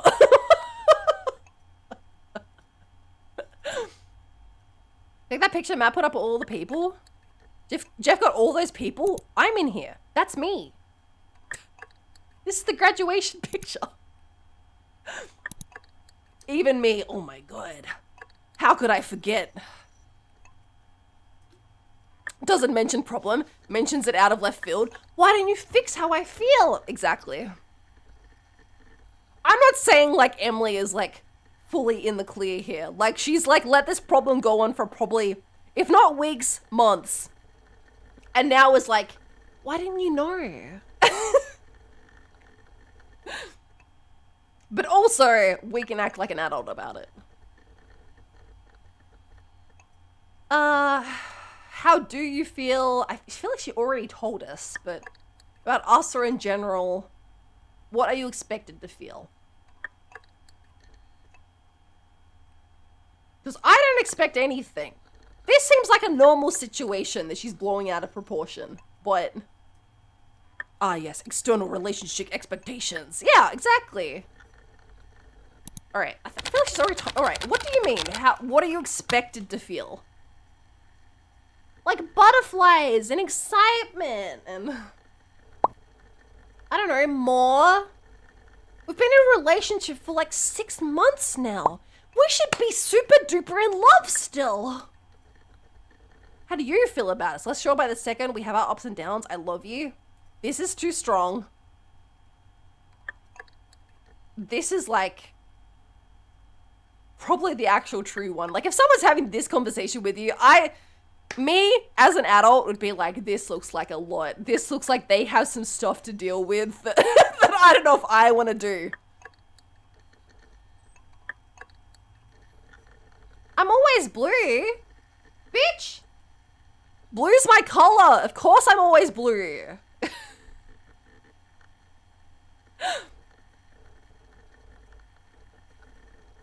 What does that even, what does that mean? Like, bottom line, you should not address these things to your partner as soon as you start feeling them in some way? Yeah, exactly! Because that's communication! I've been on this rant all night, like, listen, if you want to break up with me, I don't care, as long as you mention it. if you're like,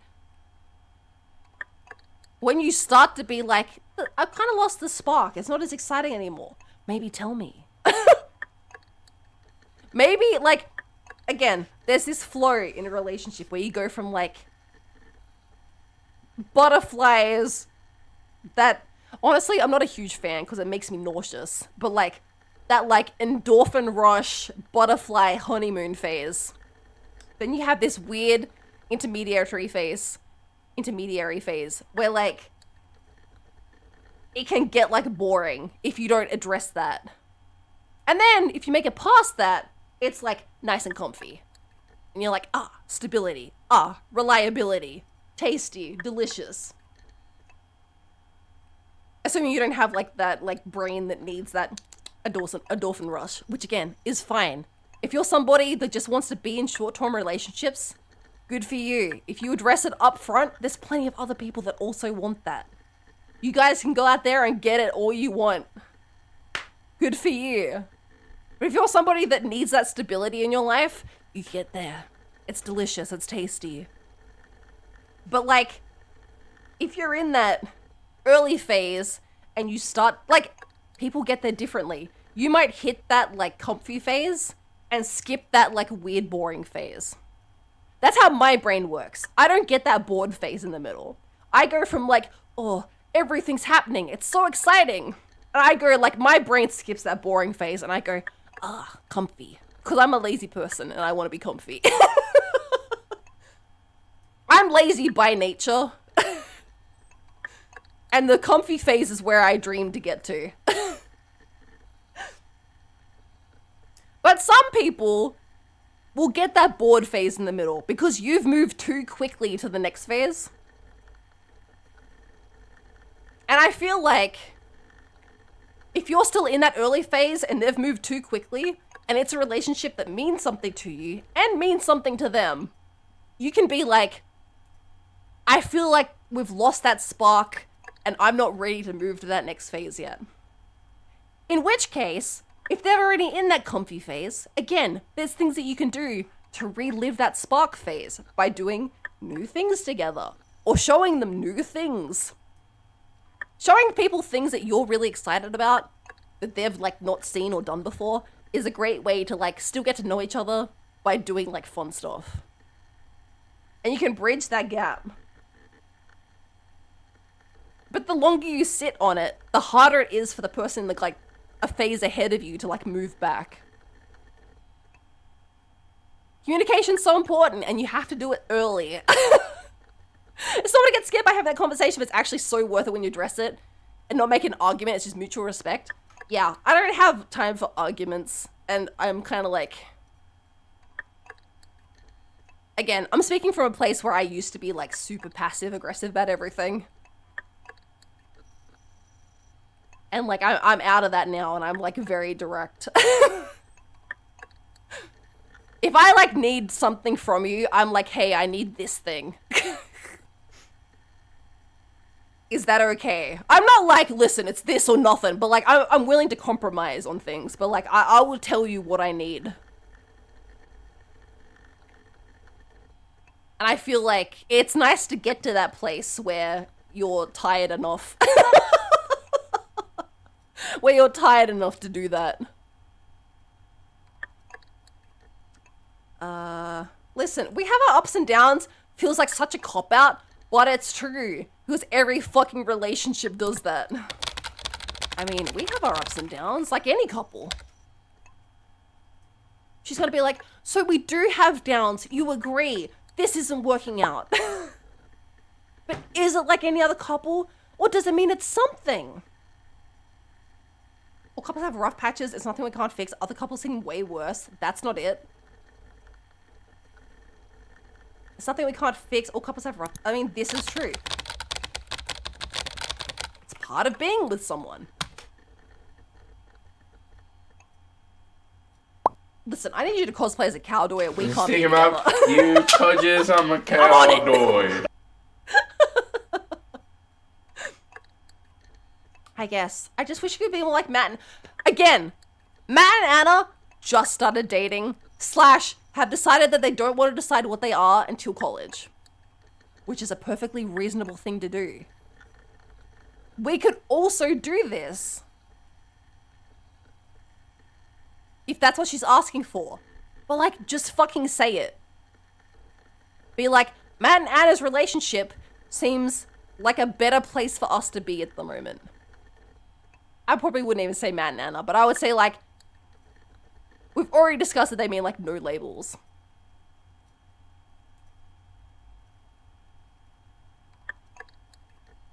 The pixel cowboy hat? Thank you! Yeah, it's all pixels. Even the head pat is pixels as well. Depends if Anna's cheating on Matt with Jeff. Oh yeah, no, listen. Cheating throws all of that out the window. If you have not discussed with somebody beforehand, cheating's not condoned at all.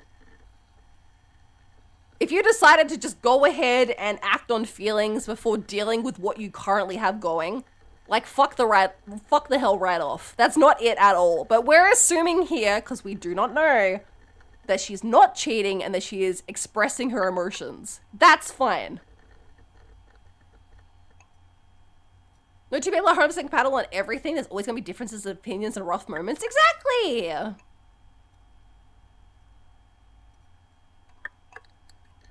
Maybe we could be. I don't need labels. Not sure that would fix anything. I'll say maybe we could be. I mean, maybe we could be more like them. If that's what we need and this relationship means something to me, you should be willing to take a step back. That's exactly what I was thinking.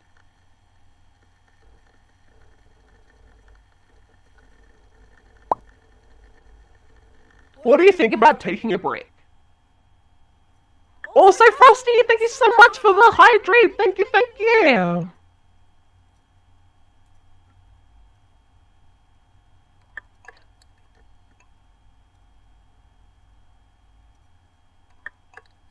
Why are we underwater? Don't worry, I drank all the Wawa. Having rough patches is a part of the struggle. You learn and you live. It's okay to struggle a bit. Yeah, exactly. Alright, that was scary. I'm sorry. Yeah, sorry. We drowned a little. But don't worry. I'm always here to slurp up all the water for you guys.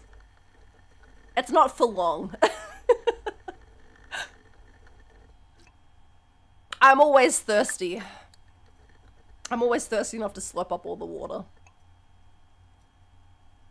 Alright. What do you think about taking a break? I don't have gills. Don't worry. If you could hold your breath for like 10 seconds, I'm just like... I can do it. I'm like a little water vacuum. Unless the water gets stuck on the screen, which does happen. JT, no, my secrets. My secrets! It works on this screen most of the time. At some of the other screens, it does get stuck sometimes. Just breathe through your butt. It's that easy! Listen to this turtle coming to give me water breathing techniques. No one's ever drowned here. I'm really happy Mix-Up's working today. Fucking nothing's getting stuck on the screen like yesterday. That was really awkward. People kept activating Jinx yesterday, and Jinx kept getting stuck on the screen. As a first-time viewer, I'm ready to see that in the near future. Shh. It's our secret. You can't tell anyone. That's the pact. Any scuff that you see didn't happen. This is a professional stream. What do you think about taking a break? None of these answers are... I guess a break from what is closest? Like, what do you mean exactly? What do you mean? A break from what? It's not quite how I would phrase it, but that's fine. Like, stop dating for the summer. Okay. We clear our heads, figure out what we want apart from each other. Okay.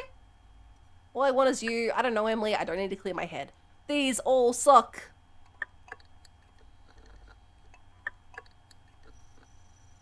These all suck. 3's so aggressive, right?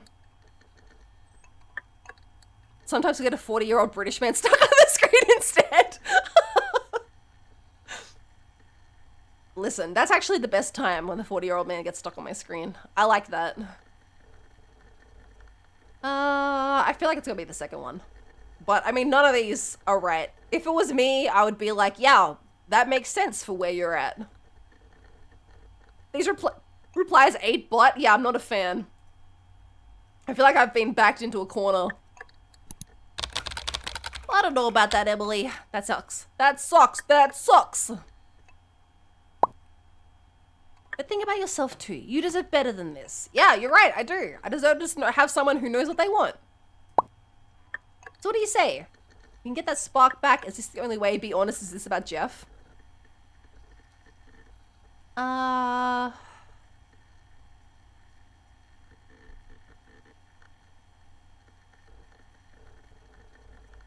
feel like is this the only way is me accepting it, but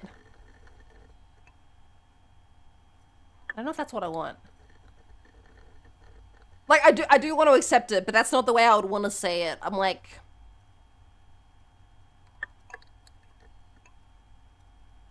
Like, we can get that spark back with me being like, yeah, take a break and we can try again, and I think we could get back to what we had after the summer, assuming that's what we wanted. We should have that other girl from the other side of the game. You're right, we should have talked to Evelyn. It's alright, listen.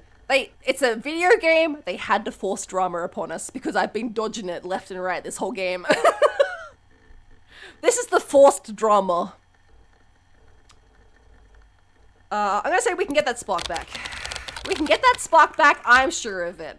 But I want to accept, like, I want to be like, yeah. Oh, Sin, it's not that easy, though. Understandable. I wish I could tell you the things that I really feel in my heart, Emily. You shrugged off every conflict. I was doing my fucking best, dude. I was just like, pew, pew, pew. Watch this adult fucking dodge this teenage drama. It's not you, it's me. I just feel different now. What changed? I still don't understand. Fuck, this sucks. I feel like fuck, this sucks is like accepting, but being like, oh man. Alright, I'm gonna go with this. I don't fuck, this really sucks. She's gonna be like, yeah. I know it does. I'm really sorry. Okay. Okay. Is there anything you want to talk about? I guess not. Your friend Jeff feels like this doesn't matter. This truly doesn't matter, and I feel like that is like the gift of like hindsight, like looking back on like situations, like her being close to somebody, and even if she ended up with Jeff, it like has 0% to do with Jeff. If they weren't cheating, it has 0% to do with Jeff. Like, this was a decision that she made by herself. No, I guess not feels too blasé to like get back with her later. This sounds too aggressive, this sounds too aggressive, so I don't know what it wants. Like, no, I guess not is like, I accept your decision, but I don't know if it's gonna take it that way. I don't know if it's gonna think there's too fence city. No amount of adult back pain can stop me from dodging that teenage drama. Don't worry, I'll make you feel that spark again. Tases you. Tee-hee, ooh, well. Cutely tases you, oh well.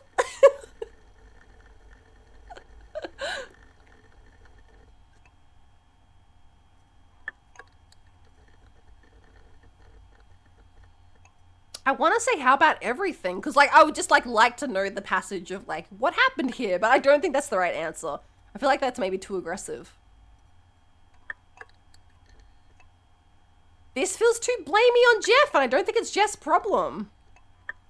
If she ends up dating Jeff over the summer, I think that's fine. If she like is like, I think there might be something here and she wants to check it out, I think that's fine. Especially because she broke up with me before she did it. Alright, no, not really, I guess. I thought we were good like always. That's not what I said! Yeah, I thought so too. I mean, it's my fault for not addressing these feelings sooner. It is, but I won't say it.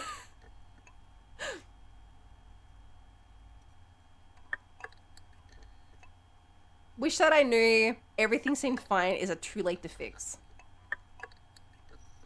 She's finally taking accountability! She's doing it! Everything seemed fine is guilt trippy. I don't know which one it is, because, like, is it too late to fix is a good question. Like, if we have a break, shall we reconvene in 3... Like, okay. I think if you're in a relationship and you're at that point where someone wants to take a break, there should be a date on it. If you ask somebody to take a break, you should be like, let's meet. Like, I feel like the best way to do it, which feels a little shitty when it happens, but the best way to do it, if you don't want to have to reestablish, like, if you're, like, deleting each other from your phones, like, no contact, a break. If you don't want to re-establish contact at the end of that time, the best way I think to do it is to be like, in 3 months on this date, I'll meet you at this cafe. Is the best way to do it, I think.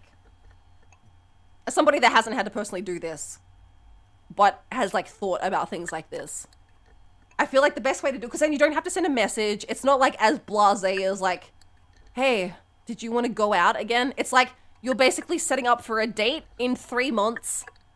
And like, if someone ghosts you, it's no different than being like ghosted on any other date, right? And you were just like, no. Also, being ghosted makes it like super clear. Like, if you've been ghosted, you generally want fucking zero anything to do with that person ever again. It's like when I asked to remember an appointment after more than 2 weeks. Listen, if it is somebody you had dated for 6 months and you were super into, you would remember that appointment. You would put it in your phone. If it was important enough, you would do it. I never ghosted anyone. Shh. I've never ghosted anybody, but because I don't have that in my soul. Because I'm the kind of person that would show up and be like, we're dealing with this right here, right now.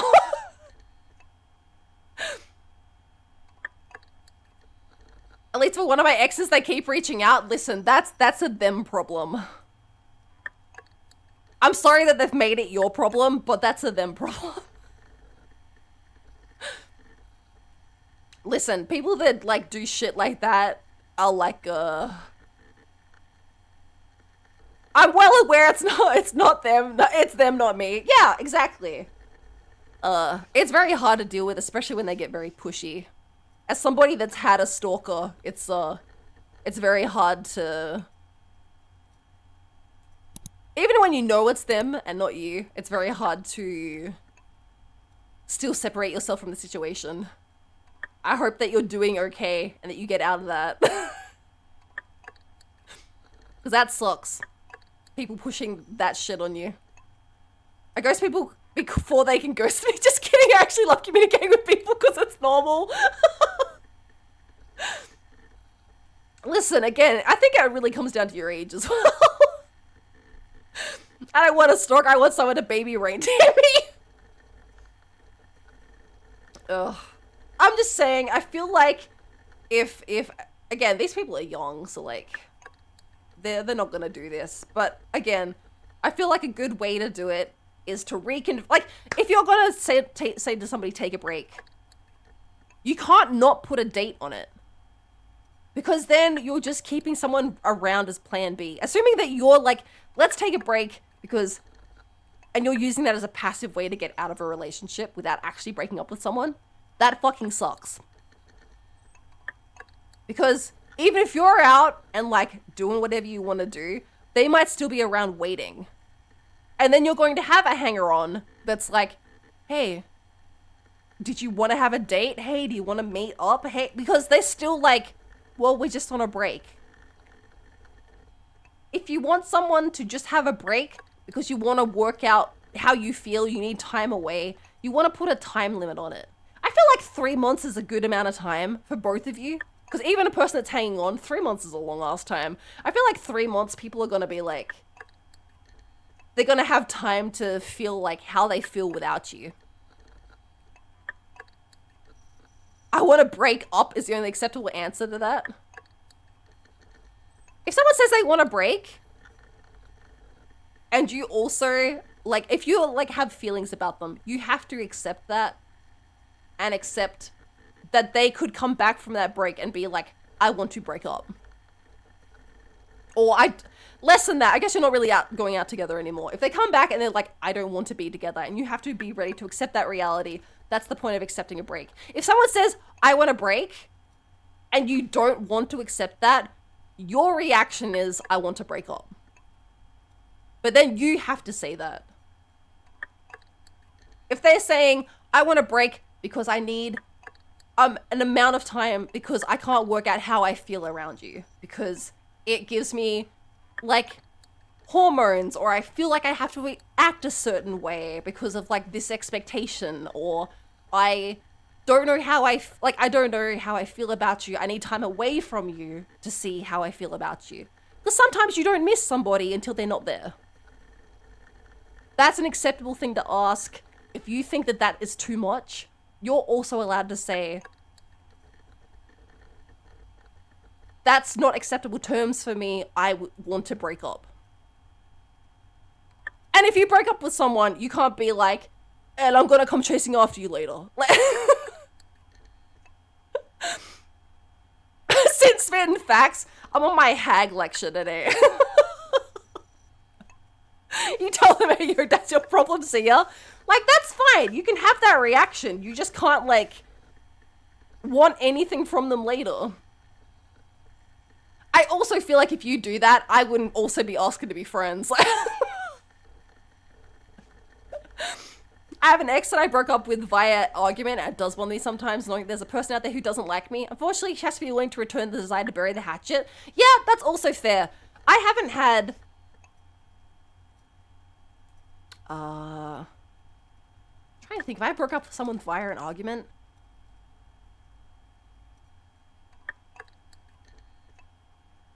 Not a relationship. I've had friendships that I've broken up with over an argument. And same thing. It's been long enough that I don't want to repair friendships anymore. But like, I don't even know. I feel like I'm past the point where like, I hang on to grudges. I'm a pretty hard person to cross. Like, I'm pretty chill by nature. I let a lot of stuff go. I'm willing to give people the benefit of the doubt most of the time. I feel like by the time you've pissed me off enough times to cross me, I'm like the kind of person that holds on to a grudge. But like, it's really crossed it. Like, you've crossed my like personal boundaries multiple times by the time I'm kicking you out of the group. Like, I've given you multiple outs. Defended you to multiple people. I'm not saying I'm like the fucking... I gotta eat. I surpassed my limit. This hip has this weird ache. Oh, Liz, I'm so sorry. It is really late. I'm so sorry. I've ranted so much. I'm just finishing this chapter and then we're finishing up. But thank you, Liz. Thank you for modding tonight. I'll have to do my own modding now.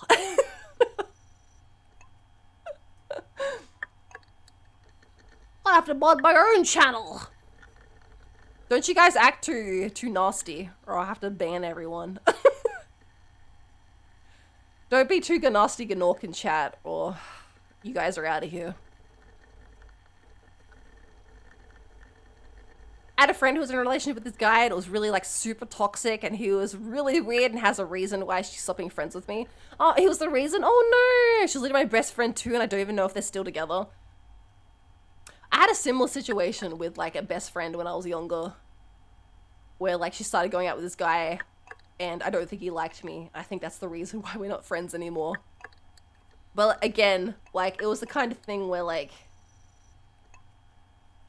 I like to think back on it with like rose-tinted glasses, right? It's also hard to judge how you acted when you were younger.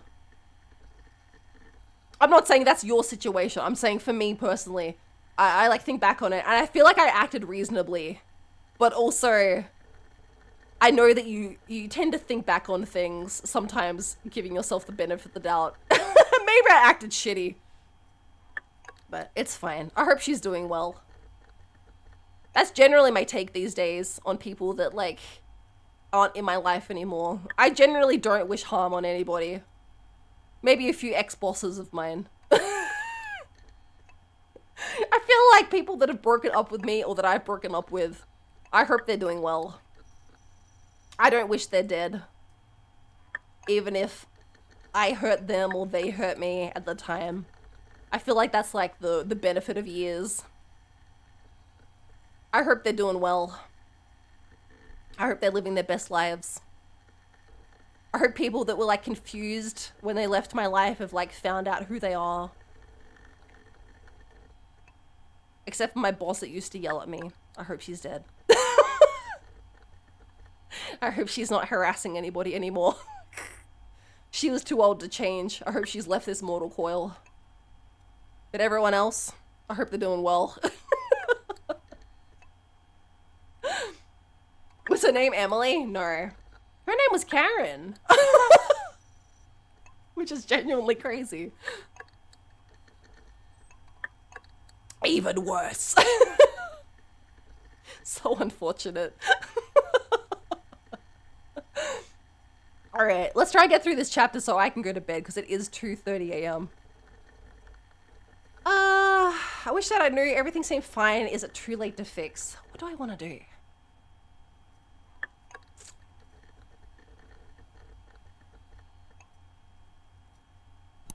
Alright. Wish that I knew that you felt this way before. I feel like that's genuinely like a reasonable statement to make. Even though she's already apologized. So should we take a break for the summer? Emily, this is such fucking bullshit. Please, I don't want to. Yeah, alright. If you think it's for the best, fine. Take your time. She said for the summer, so... I don't know how it could be worse than that. Seriously, Karen? I know. This is before, like, Karen was a meme. So, I mean... I like to think it was her. I like to think it was her fault. Thanks for always being so understanding and thoughtful. You do the same. She wouldn't. I just care about you because I love you. That feels guilt trippy.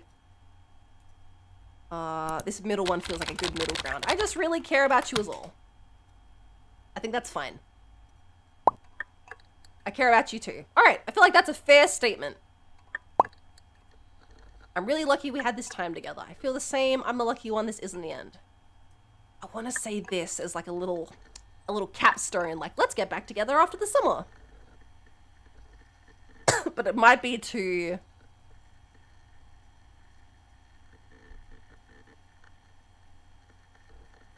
I'm not gonna say that. Alright. Yeah, I feel the exact same way. Alright. I think that's too Fence City. I don't think the game's gonna like that, but that's fine. I just feel like I need some time alone, you know. Alright. She has said this. That's fine. If she gets together with Jeff, that's also fine. We're on a break. What she does while we're on a break has no, like, has nothing to do with us. She has nothing to, like, she doesn't exist to us until we're back off break. Whatever she does while we're on break is fine. She's her own person. She's figuring out what she wants. There's no reflection on you there. Exactly. Alright.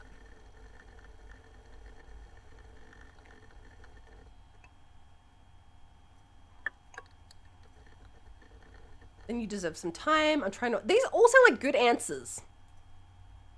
Even I'm trying to understand, is it a reasonable reaction to have in this situation, but I don't think it's what the game wants. Then you deserve some time is also true. If she wants time, she deserves time. If you're somebody that, like, loves her, why didn't Bloob go off?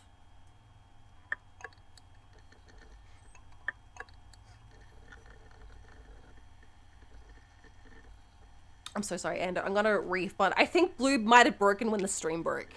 I've reset everything, but I don't think he's gonna reset.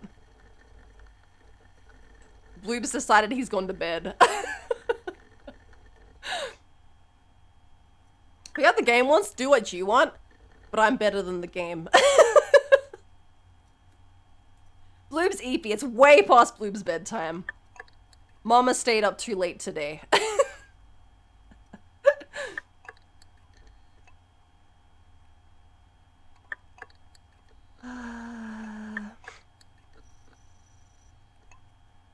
Alright, this sounds the most reasonable to me.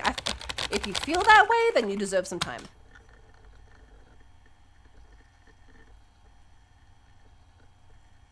I support you also felt like good, and I feel like maybe that's the one I wanted, so I guess we're on a break. What do we tell people? When do we pick us back up? Will we still be exclusive? That's not on the table. What do we tell people is a good question, but you want to ask both of these.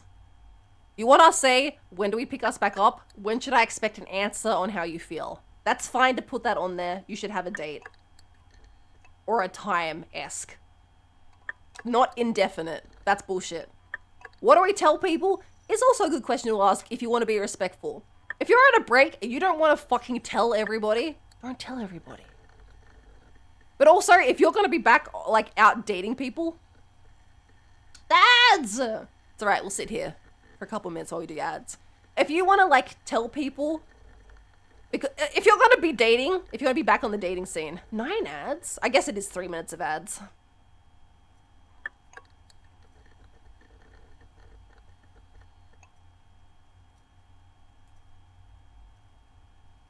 I'm trying to be, like, better about the ads. I'm so sorry about 3 minutes of ads. It's the best way to run them on my channel so that we don't get pre-rolls. It's 3 minutes of ads every hour. Fucking Twitch treats me like I'm a TV show. But, pre-rolls kill the channel. So, the only way to keep this little rectangle going on Twitch is, running ads at specified times. I've got to be better about keeping an eye on when the ads are rolling so that we hang out and do stuff. I'm working on having stuff to run during the ads, like interactive games and stuff. I've got some stuff, like, I sure do love my 22-minute episodes of Poison, yeah. Fucking Jeffrey Bezos. Listen, Twitch is a little startup company, little no-name Amazon. They need the money. There are bots that notify you when they're coming in. Yeah, Seribot actually does that now too. Twitch tells me, but only on the actual site. It doesn't tell me in OBS, and I normally have the site on a tab, but I'm always tabbed out looking at fucking war games and stuff, you know? So, like, I'm normally looking at OBS, and OBS doesn't tell me until the ad is actually running, and by then it's too late. Sometimes we're in the middle of a cutscene or something, I'm like, fuck. But yeah, I'm working on having stuff to do for subscribers that's gonna be fun during ads, so the people that aren't subbed don't have to worry about missing out on stuff. I don't want people, because I play a lot of story-based games, it's especially important, because I don't want people to miss out on, like, a important story moment because they're stuck in fucking ad hell.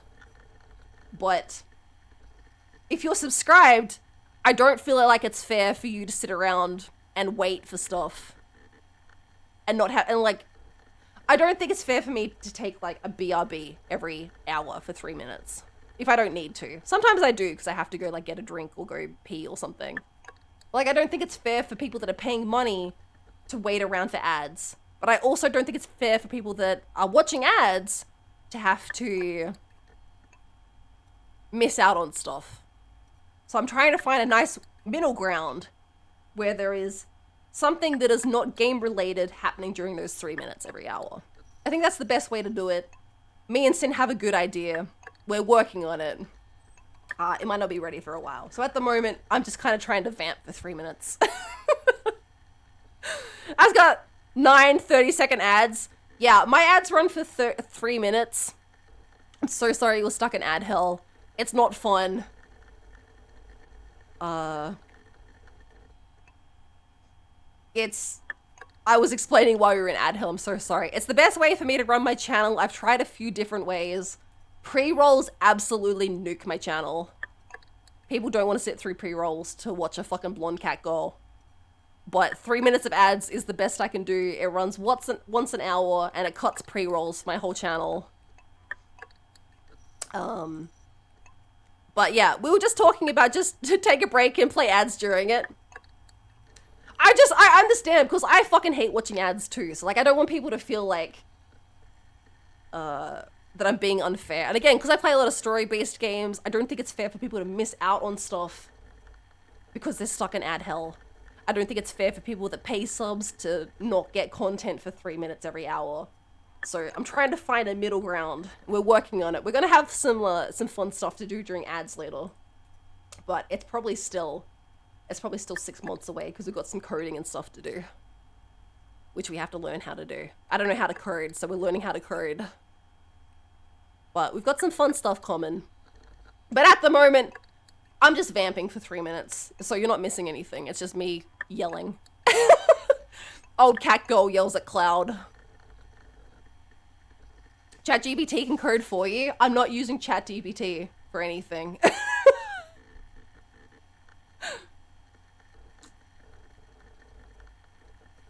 That's alright. I'm a human being that can learn that skill.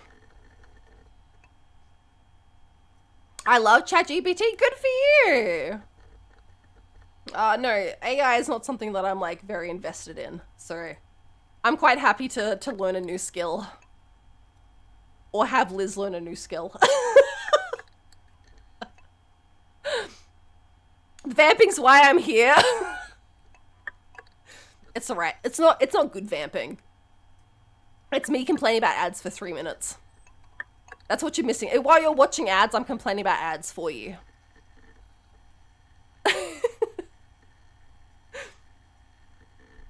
Alright, I think this is the most important question. And, like, when are we supposed to pick us back up? I don't think that's what it wants me to say, but, like, that's an important question. I don't know. When we both feel like getting back together? Shitty answer.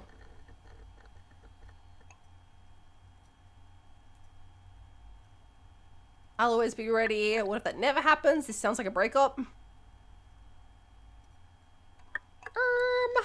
I mean, this last one is true, but this sounds guilt trippy. I mean, this also sounds guilt trippy, but like, it's true. Like, what if you just don't feel like getting back together? Am I supposed to wait? And I guess it just doesn't happen.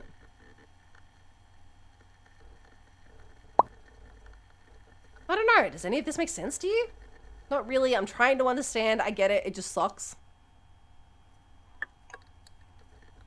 Let's go to the middle ground. I'm just trying to understand. I really am.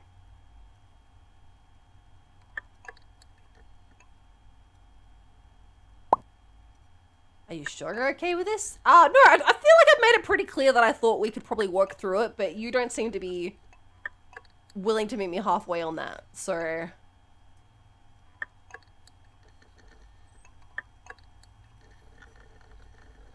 Alright, well, I'm gonna say I'm really not, but it looks like I have to be. Which was also guilt trippy, but also I feel like she's forced me into a corner at this point.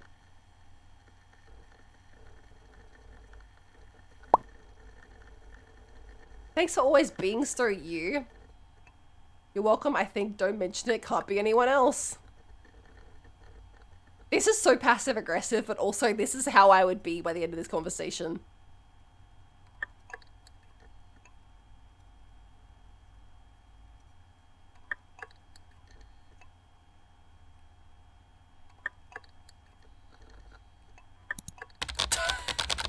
Well, I can't be anyone else, so...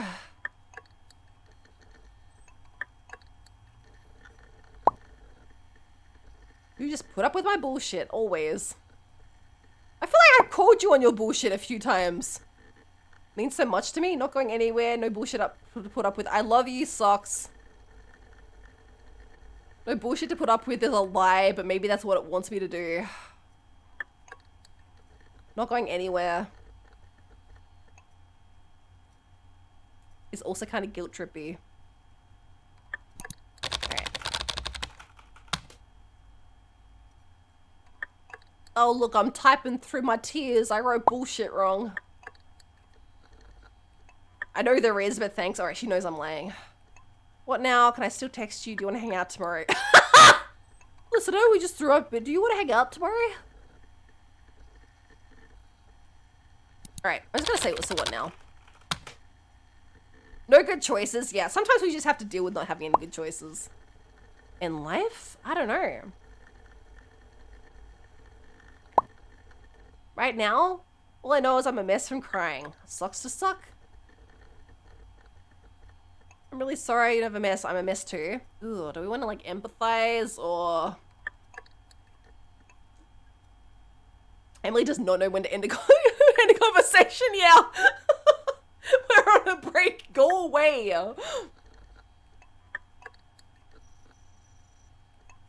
I don't want to apologize because I didn't do anything wrong in this situation.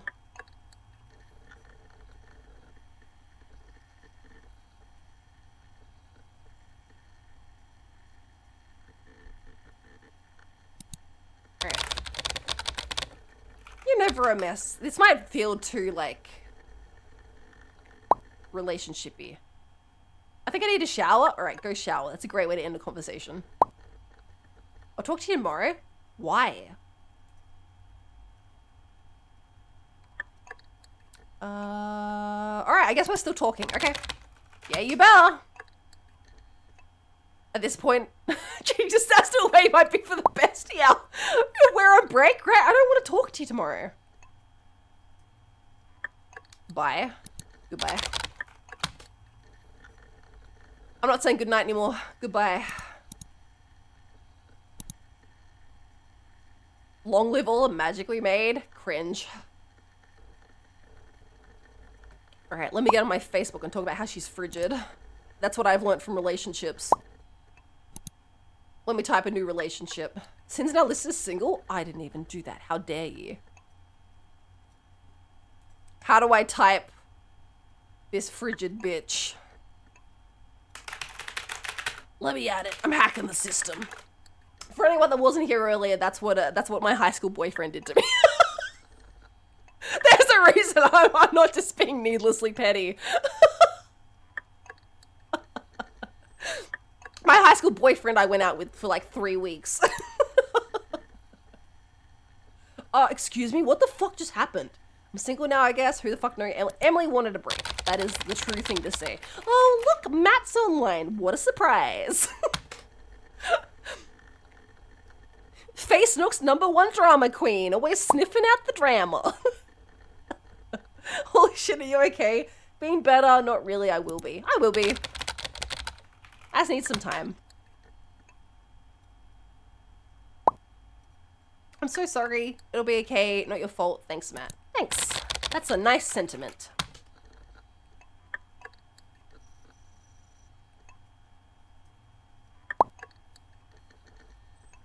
Want me to post some percentages on a wall or something? Please do. No, but thanks. Rather leave it alone. I'm gonna say no, but thanks. I appreciate him ready to, like, jump to my defense. That's what you need. When you have a breakup, you need your friends to be like, you want me to go, like, go graffiti their wall with bitch or something. And you have to be like, because then you can act like the bigger person. You need that little, like, boost when you feel like shit. You need to be like, no, but thanks for offering.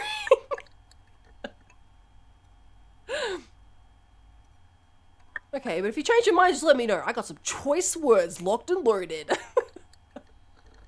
Truly terrifying. Can I hear some? I don't want to hear them. I don't want to hear that. Fuck.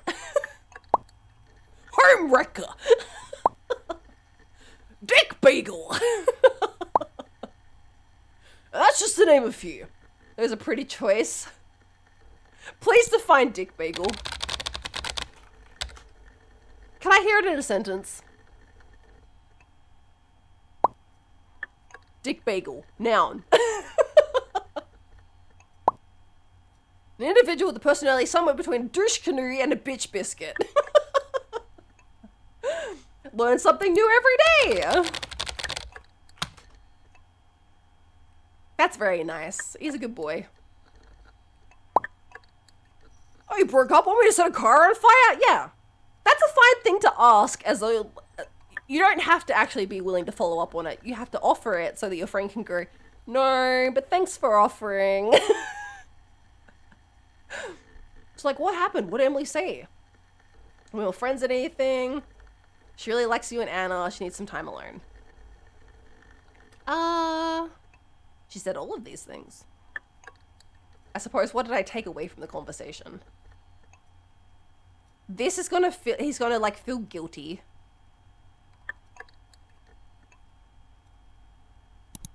Let's just say she needs some time alone. She basically said that she's confused and needs some time alone. This isn't gonna work out because she's gonna start dating Jeff.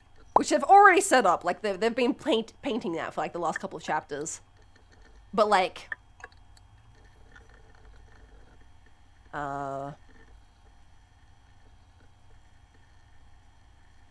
So Matt, next episode, is gonna be like, she's dating Jeff! She said she needed time alone! I gotta be like, yeah, but she meant alone for me, like... Me, our relationship, what she wants in like, fucking everything, I don't know. This is like the baby answer. But also probably the answer you would say most of the time. Because this is like, I'm overwhelmed, it just happened. You haven't had time to process anything. This is what you would say.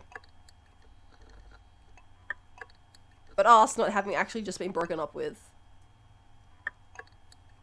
I have a fully functioning brain.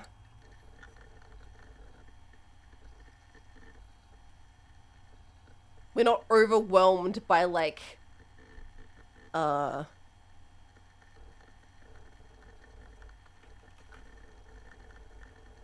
see. We're not overwhelmed by cortisol. I was like, what is the adrenaline? Like, like, you go into panic mode. If you've been in a long relationship, or a relationship that you thought was close, like, you go into panic mode. When you get broken up with. You don't think clearly.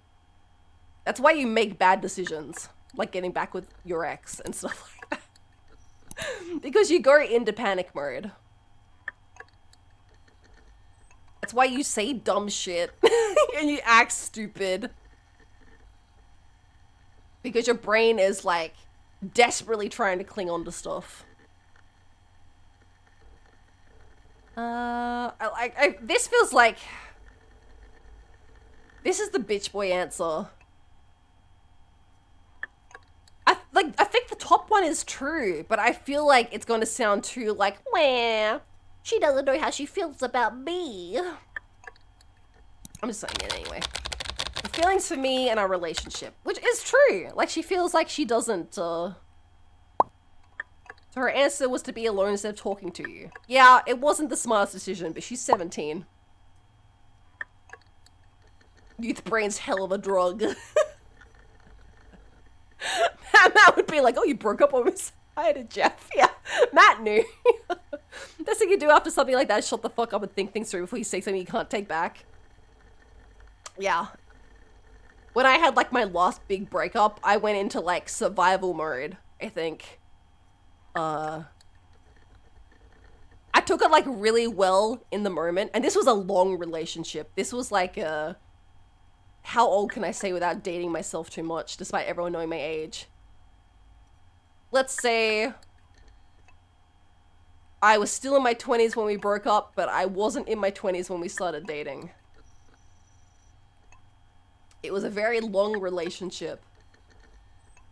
That didn't end well, but was also like... It was actually like this. By the time he told me there was a problem, there was nothing to do to fix it. Like, it was way too long gone. You're doing something for 20 years? That's right.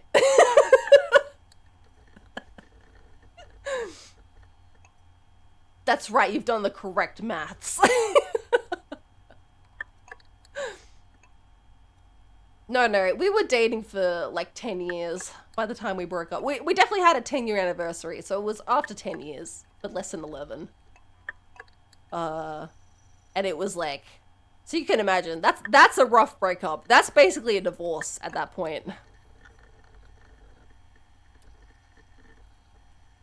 Like we owned a lot of, not a house or anything like that, but we owned like a lot of, joint assets together. It was basically a divorce by the time we broke up.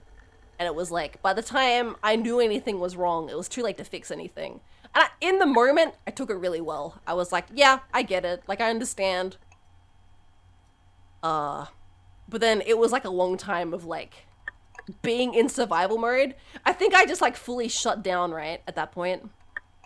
You have to like, when you've like not been by yourself for 10 years, you have to like work out how to do it again. And I just really went into like, I didn't have social interactions. I like found a new place to stay. I moved into my new place to stay. I bought a cat. And then my work for like probably 6 months was go to work, come home, make dinner for one, which is like a really weird thing to do when you haven't had to do that for a long time. And then like try to occupy yourself. You have to work, like I had hobbies and stuff. I had friends. I still have my same friend group. Like, thankfully I didn't lose like my friend group or anything. I imagine that's very hard. Thankfully I still have my same friend group. But you have to deal with like learning how to do stuff without like being able to like share things with someone like that's in like the same room as you or anything like that. It's a very strange experience and not particularly pleasant, but like not just weird. The portion size and ingredients, you buy it all wrong. Fucking, I'm so bad at cooking for one. I can't do it. I would just cook like how I used to and just have like fucking 4 days of leftovers. Like, I don't eat like a lot either. And my old partner used to be like a big eater. So like I would cook the amount that I used to cook for like, you know, a dinner and some leftovers for lunch the next day. And I'd be like, oh, this is 4 days of food. Which wasn't the worst. Cause like, you know, again, when you're running on survival mode and then you work like a 10-hour shift and you come home, you don't want to cook. I watched so much TV for like the first 3 months. I would come home. I think I watched, oh God, I watched like all of The Office. I watched all of Lucifer, which I think that was depression sin watching that.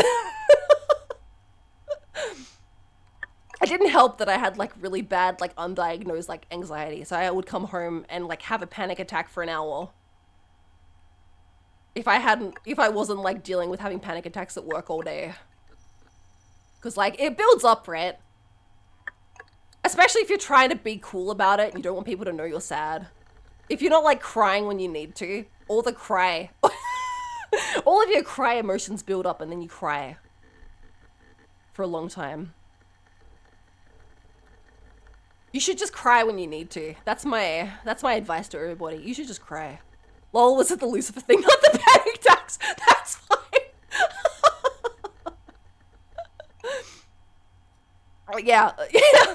Yeah, watching Lucifer fucking... I'm trying to remember other shit that I watched. I would just like come home and I would get home at, you know, 2 in the afternoon because I work morning shifts. And then I'd sleep for like 4 hours until 6. And then I would just watch like fucking Netflix. Oh, I watched all of BoJack Horseman because that was my depression show. I watched all of Crazy Ex-Girlfriend because that's my depression show. Sometimes you need a good cry. People underestimate a good cry. If you have too many, like hormones in your brain, crying gets them out. It's literally like scientifically true. Like you literally cry out hormones. If you're like crying because you're like overwhelmed, that's why crying makes you feel better, because you literally like the hormones like leave out through your tears. I love crying. Yeah, crying slaps. I have to have like sad things to like on hold so that I can like cry if I need to. I can't do it on command. But I you know, you can have stuff that like get it out. Sometimes you're just like, fuck, I'm so emotional, and you're like, I know, I need a good cry. Gotta get these fucking hormones out of my eyes. I'm an anxious person, I cry a lot. I'm very emotional, I also cry a lot. But a lot of the time I cry about things that I have to be like... Because I will just cry in front of people. And I have to be like, I'm not crying because of like anything that you've done. I'm just having a lot of feelings and they're getting out of me right now. So a lot of the time I'm like laughing and shit while I'm crying. Because I'm like, listen, just don't look at me for 5 minutes. I'm just a very emotional person and they have to get out of me somehow. I'm the worst for that. It's fucking, I feel like it's white woman tears. Like, I'm like, I'm not trying to like guilt trip you or something. I'm just feeling very emotional. I gotta get them out. Just don't look at me. Just pretend this isn't happening. Just turn around and we can continue having a normal conversation. I've just been like frustrated.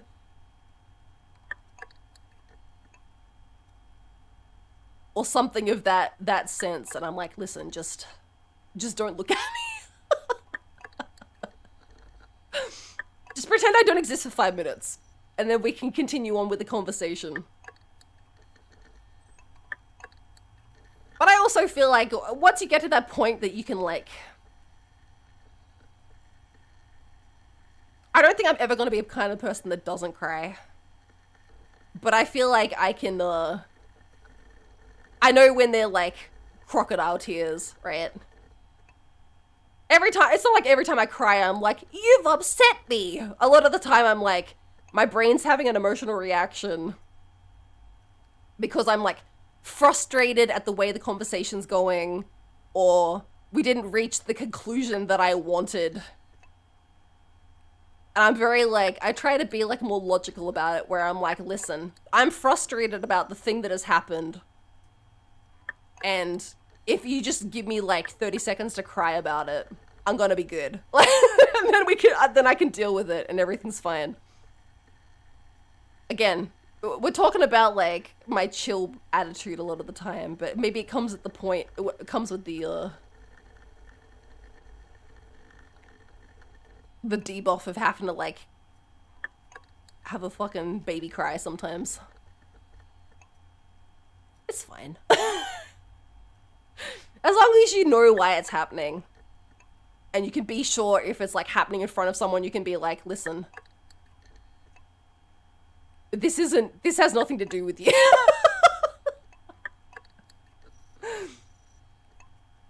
These tears, not for you, for me. Don't look at me. Her answer was to be alone instead of talking to you, and because of that shit you two couldn't be together. And other stuff too. I'm as surprised as you. Doesn't make sense to me either. Right. There was other stuff. Boop. I cried a lot in school because the last month of school before summer break is always a wild ride, I fear. Need to check what Anna said?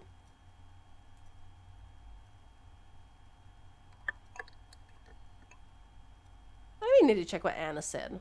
I didn't say anything.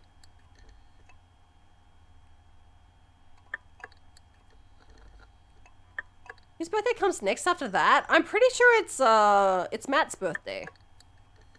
Because it was over here before. Yeah, Matt's birthday is on the 5th.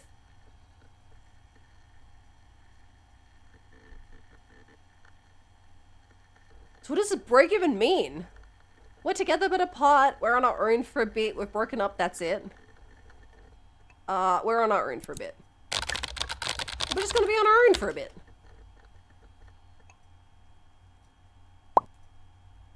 For how long? I'm in college is here in 3 months. Yeah, I wish they should give me a date, but I don't think it'll take months. I know that, Matt. I don't know how long. I don't know how long.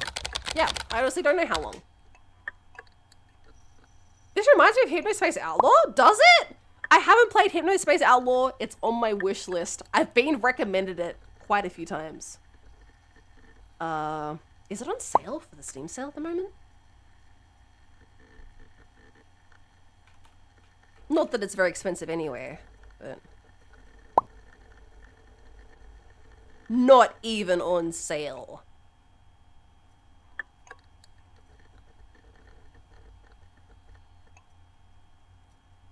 This does look so fun. You should play it. It's like this, but 90s? Alright, I'll have to make sure I pick it up soon. It looks really fun. I think I've just been saving it, because I know it's going to be good. But yeah, I'll have to pick it up soon. I've been trying to finish off a bunch of games this week, so hopefully in the next couple of weeks I'll have time to pick it up. It's kind of short though, that's alright. I love a short game. I love a game I can knock out in one stream. So what's happening? My girlfriend just broke up with me. Oh. Hopefully soon? I don't get it. I don't know. Something doesn't make sense here. Can I ask a maybe not okay question? Can I ask if she's got the hots for Jeff? Yeah, I guess so. Yeah, okay. That's fine. You can ask. I don't have an answer for you, but... Does this have anything to do with Jeff? Oh yeah, for sure. Thank you. I'm not crazy. Still trust that it wasn't. The answer I want to say is it doesn't matter. But I guess I'll just go with this. I still trust her that there's nothing there. They're gonna start dating in the next chapter. I know they are. But it doesn't matter. Can you believe her? Even after all of this? Should I not? What do you think? I do. Why would she lie? Whatever. Whatever. Game won't let me say what I want. Multiple choice game won't let me type the thing I want to type. Maybe she didn't want to believe it herself. Yeah, maybe. Still don't know. I think she's above that.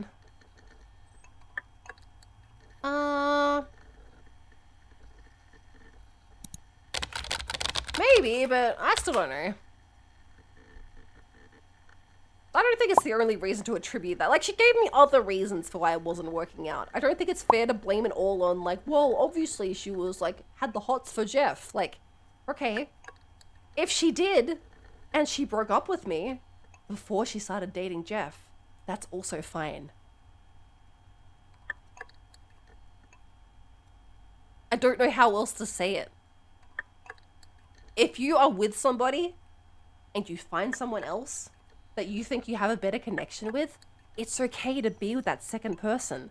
As long as you break it off with the first person. Don't cheat. That's like my one rule. Don't cheat. You can break up with someone and then go out with other person. That's fine. Two separate situations.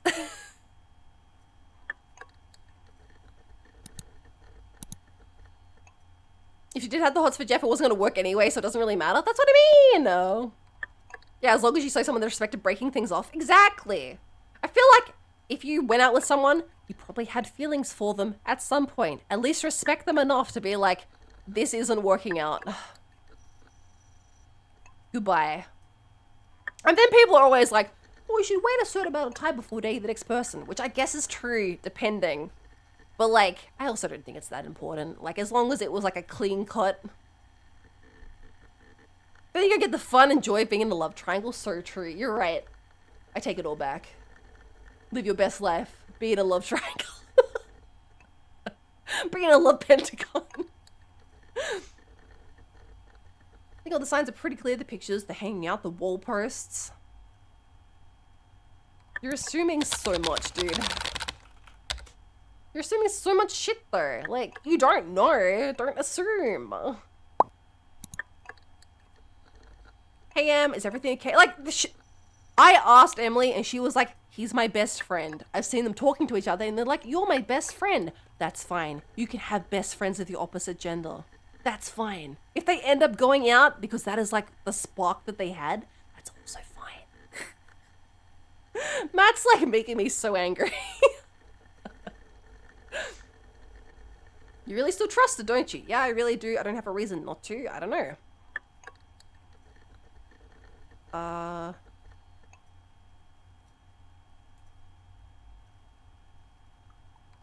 Drama in the group chat.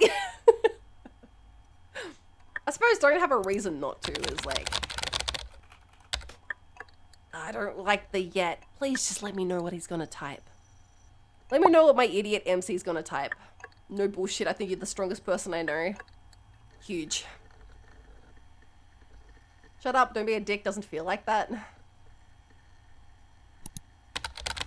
Yeah, it doesn't feel like that right now. No, I'm serious.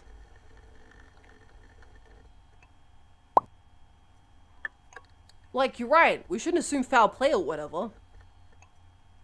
What happens is gonna happen, or I'm just stupid. Time will tell, I guess. Whatever happens is gonna happen. My life mantra. Like, so Emily's faithful, but just confused. You're just being supportive and there for her. That's the idea.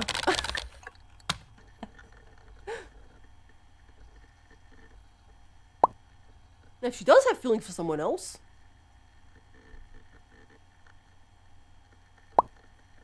I think this is the best possible outcome. Can I just say yeah? Like,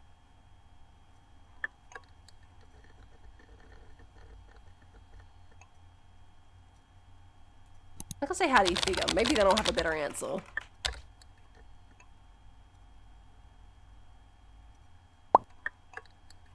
Like, I knew you and Emily were talked about Jeff, and nothing really changed.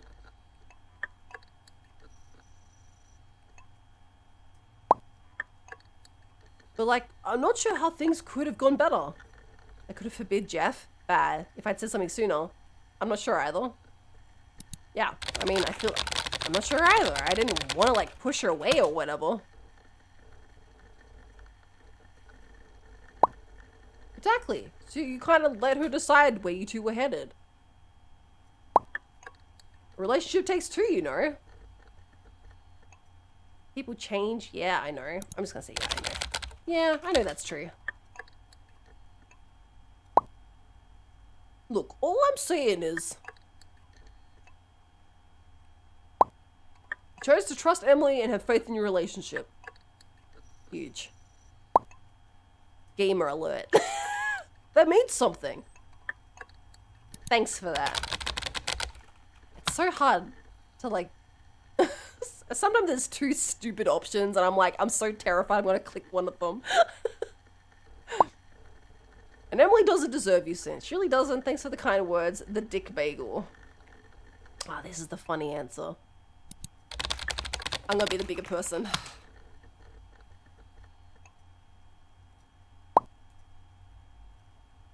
Hey, so remember when Kelly dumped my ass super hard last year? You bounced back, right? And look how you've bounced back. I made this music playlist that really helped me get through the shit. Yes, more YouTube. Can I send it to you? Sure, Breakup 303 is great. I appreciate a gift. No set 303 here. It's the exact opposite. Ooh, that's nice.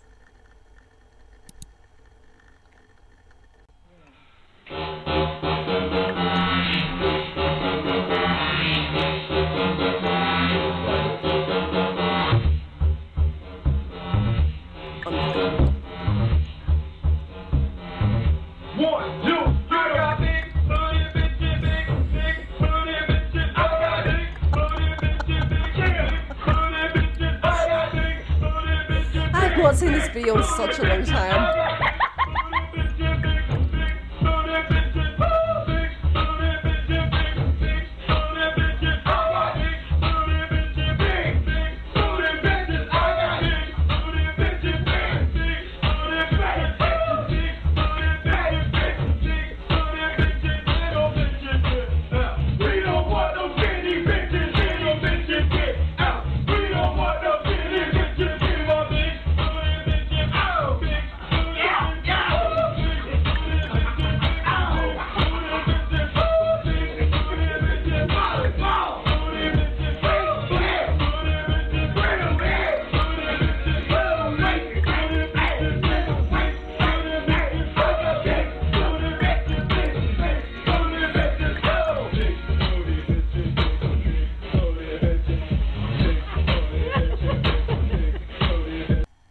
Amazing.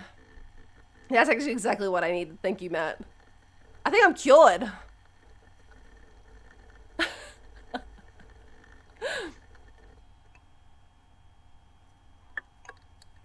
Okay, this is fantastic. Exactly what I needed. Matt came in clutch, yeah. God bless YouTube. Just hope it makes your night a little better. It is, thanks.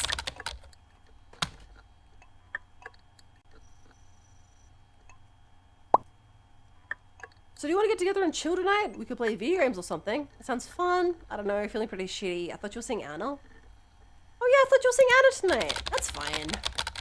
We're just supposed to be seeing Anna tonight.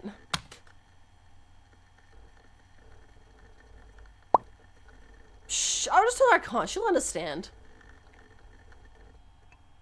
No, you go see Anna, dude. Nah, I think I'll pass. I don't feel up to it just yet. Go see Anna. I went and hung out with Emily when I had plans. Instead of going to see Matt. Go see Anna. That's mean.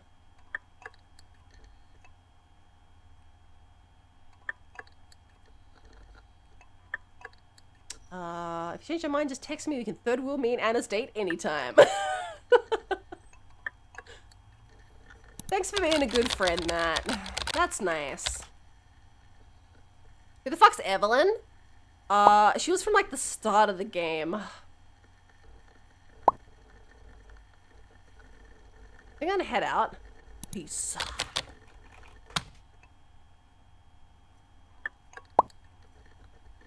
Peace.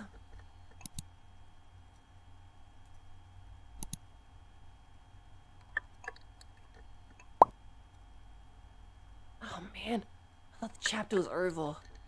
Hey Evelyn.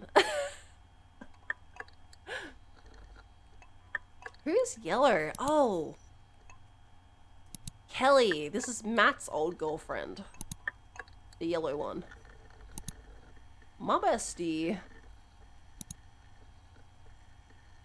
Nice. Hey Evelyn. Oh, hey Sin. Oh, hey. What's up? It's like super random, but me and Kelly are going to throw a senior summer party. We're wondering if you and Matt would want to come. I'm down, I'll ask Matt. I don't want to vouch for Matt. I'm down, but I'll have to ask Matt. Surprised, yeah, I don't know if Matt would want to go. If Kelly's there. Hope to see you there. I'll do my best. Thanks for the invite. Same to you. Thanks for the invite. Deuces. This weekend, high school's fucking over. We're all going to college to be all adulty and shit. Okay. Okay. Log out. Huge. We're free. Oh, it's done! Completing ending with Emily? Oh.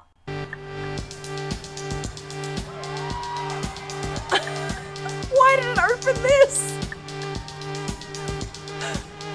Is this my reward? It just automatically opened this.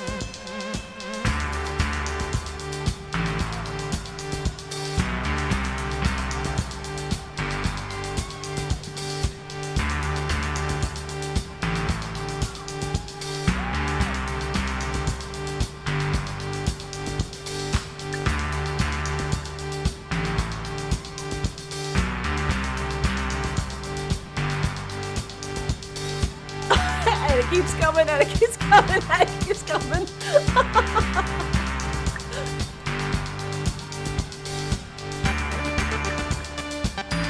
That's so funny.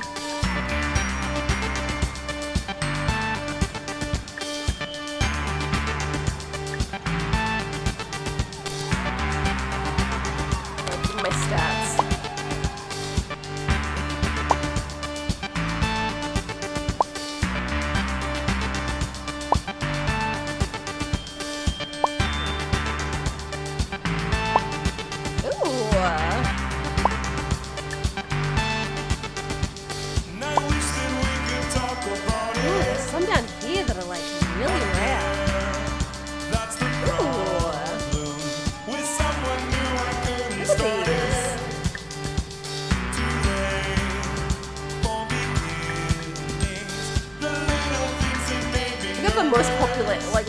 forgotten ending.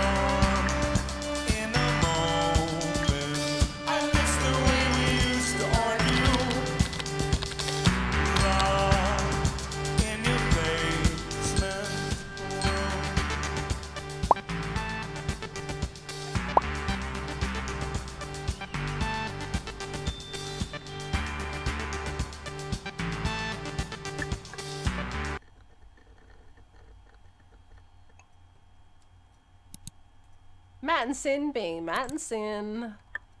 Evelyn Timber. Thanks for coming to the party. It was great to hang out again.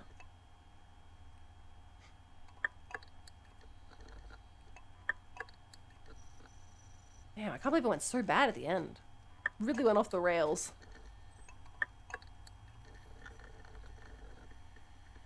Right, well. We will have to reset. Alright, perfect. That means next time we'll play this again. Like, not next stream, but next time, next week, we'll start a new run. And we're gonna be like a shitty high schooler. We're gonna be a shitty teenager. We're gonna do like Evil Sin run. I think that'll be funny. Alright. It's like so after. I normally stream for 3 to 4 hours. We've streamed for 6.5 hours. We're gonna do our edgelord run. Alright, let me look for someone to raid real quick. I don't know if I'm gonna have anyone on this time of day. Never mind, there's a lot of people on.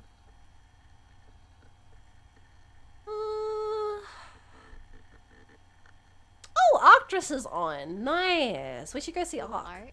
And if you're around for Oh, she's only just started too. That's perfect. I'm never on at the same time. I'm never up this late.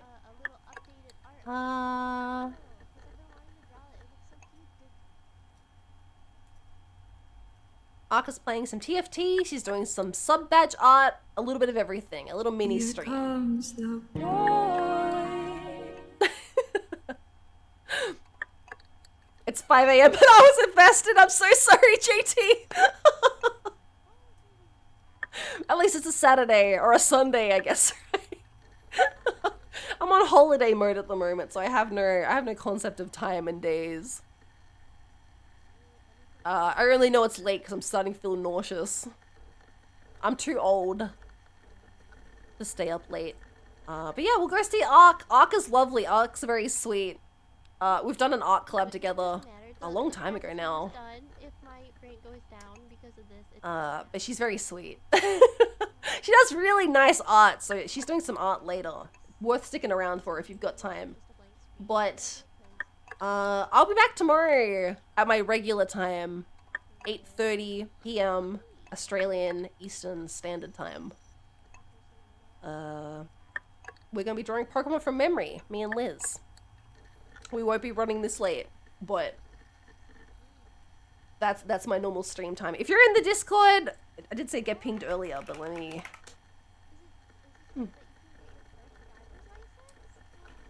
Let me whack it in here just in case. Oh good, caps does work. I've accidentally hit my caps lock. I always ping in my Discord when I go live. So if you want a ping, if you don't get like the Twitch pings, they're always in there. I also upload my schedules and stuff. My voice is starting to go. Thank you everyone for hanging out with me tonight. Thank you so much. We'll definitely do some more of this next week. Right then, it's so late.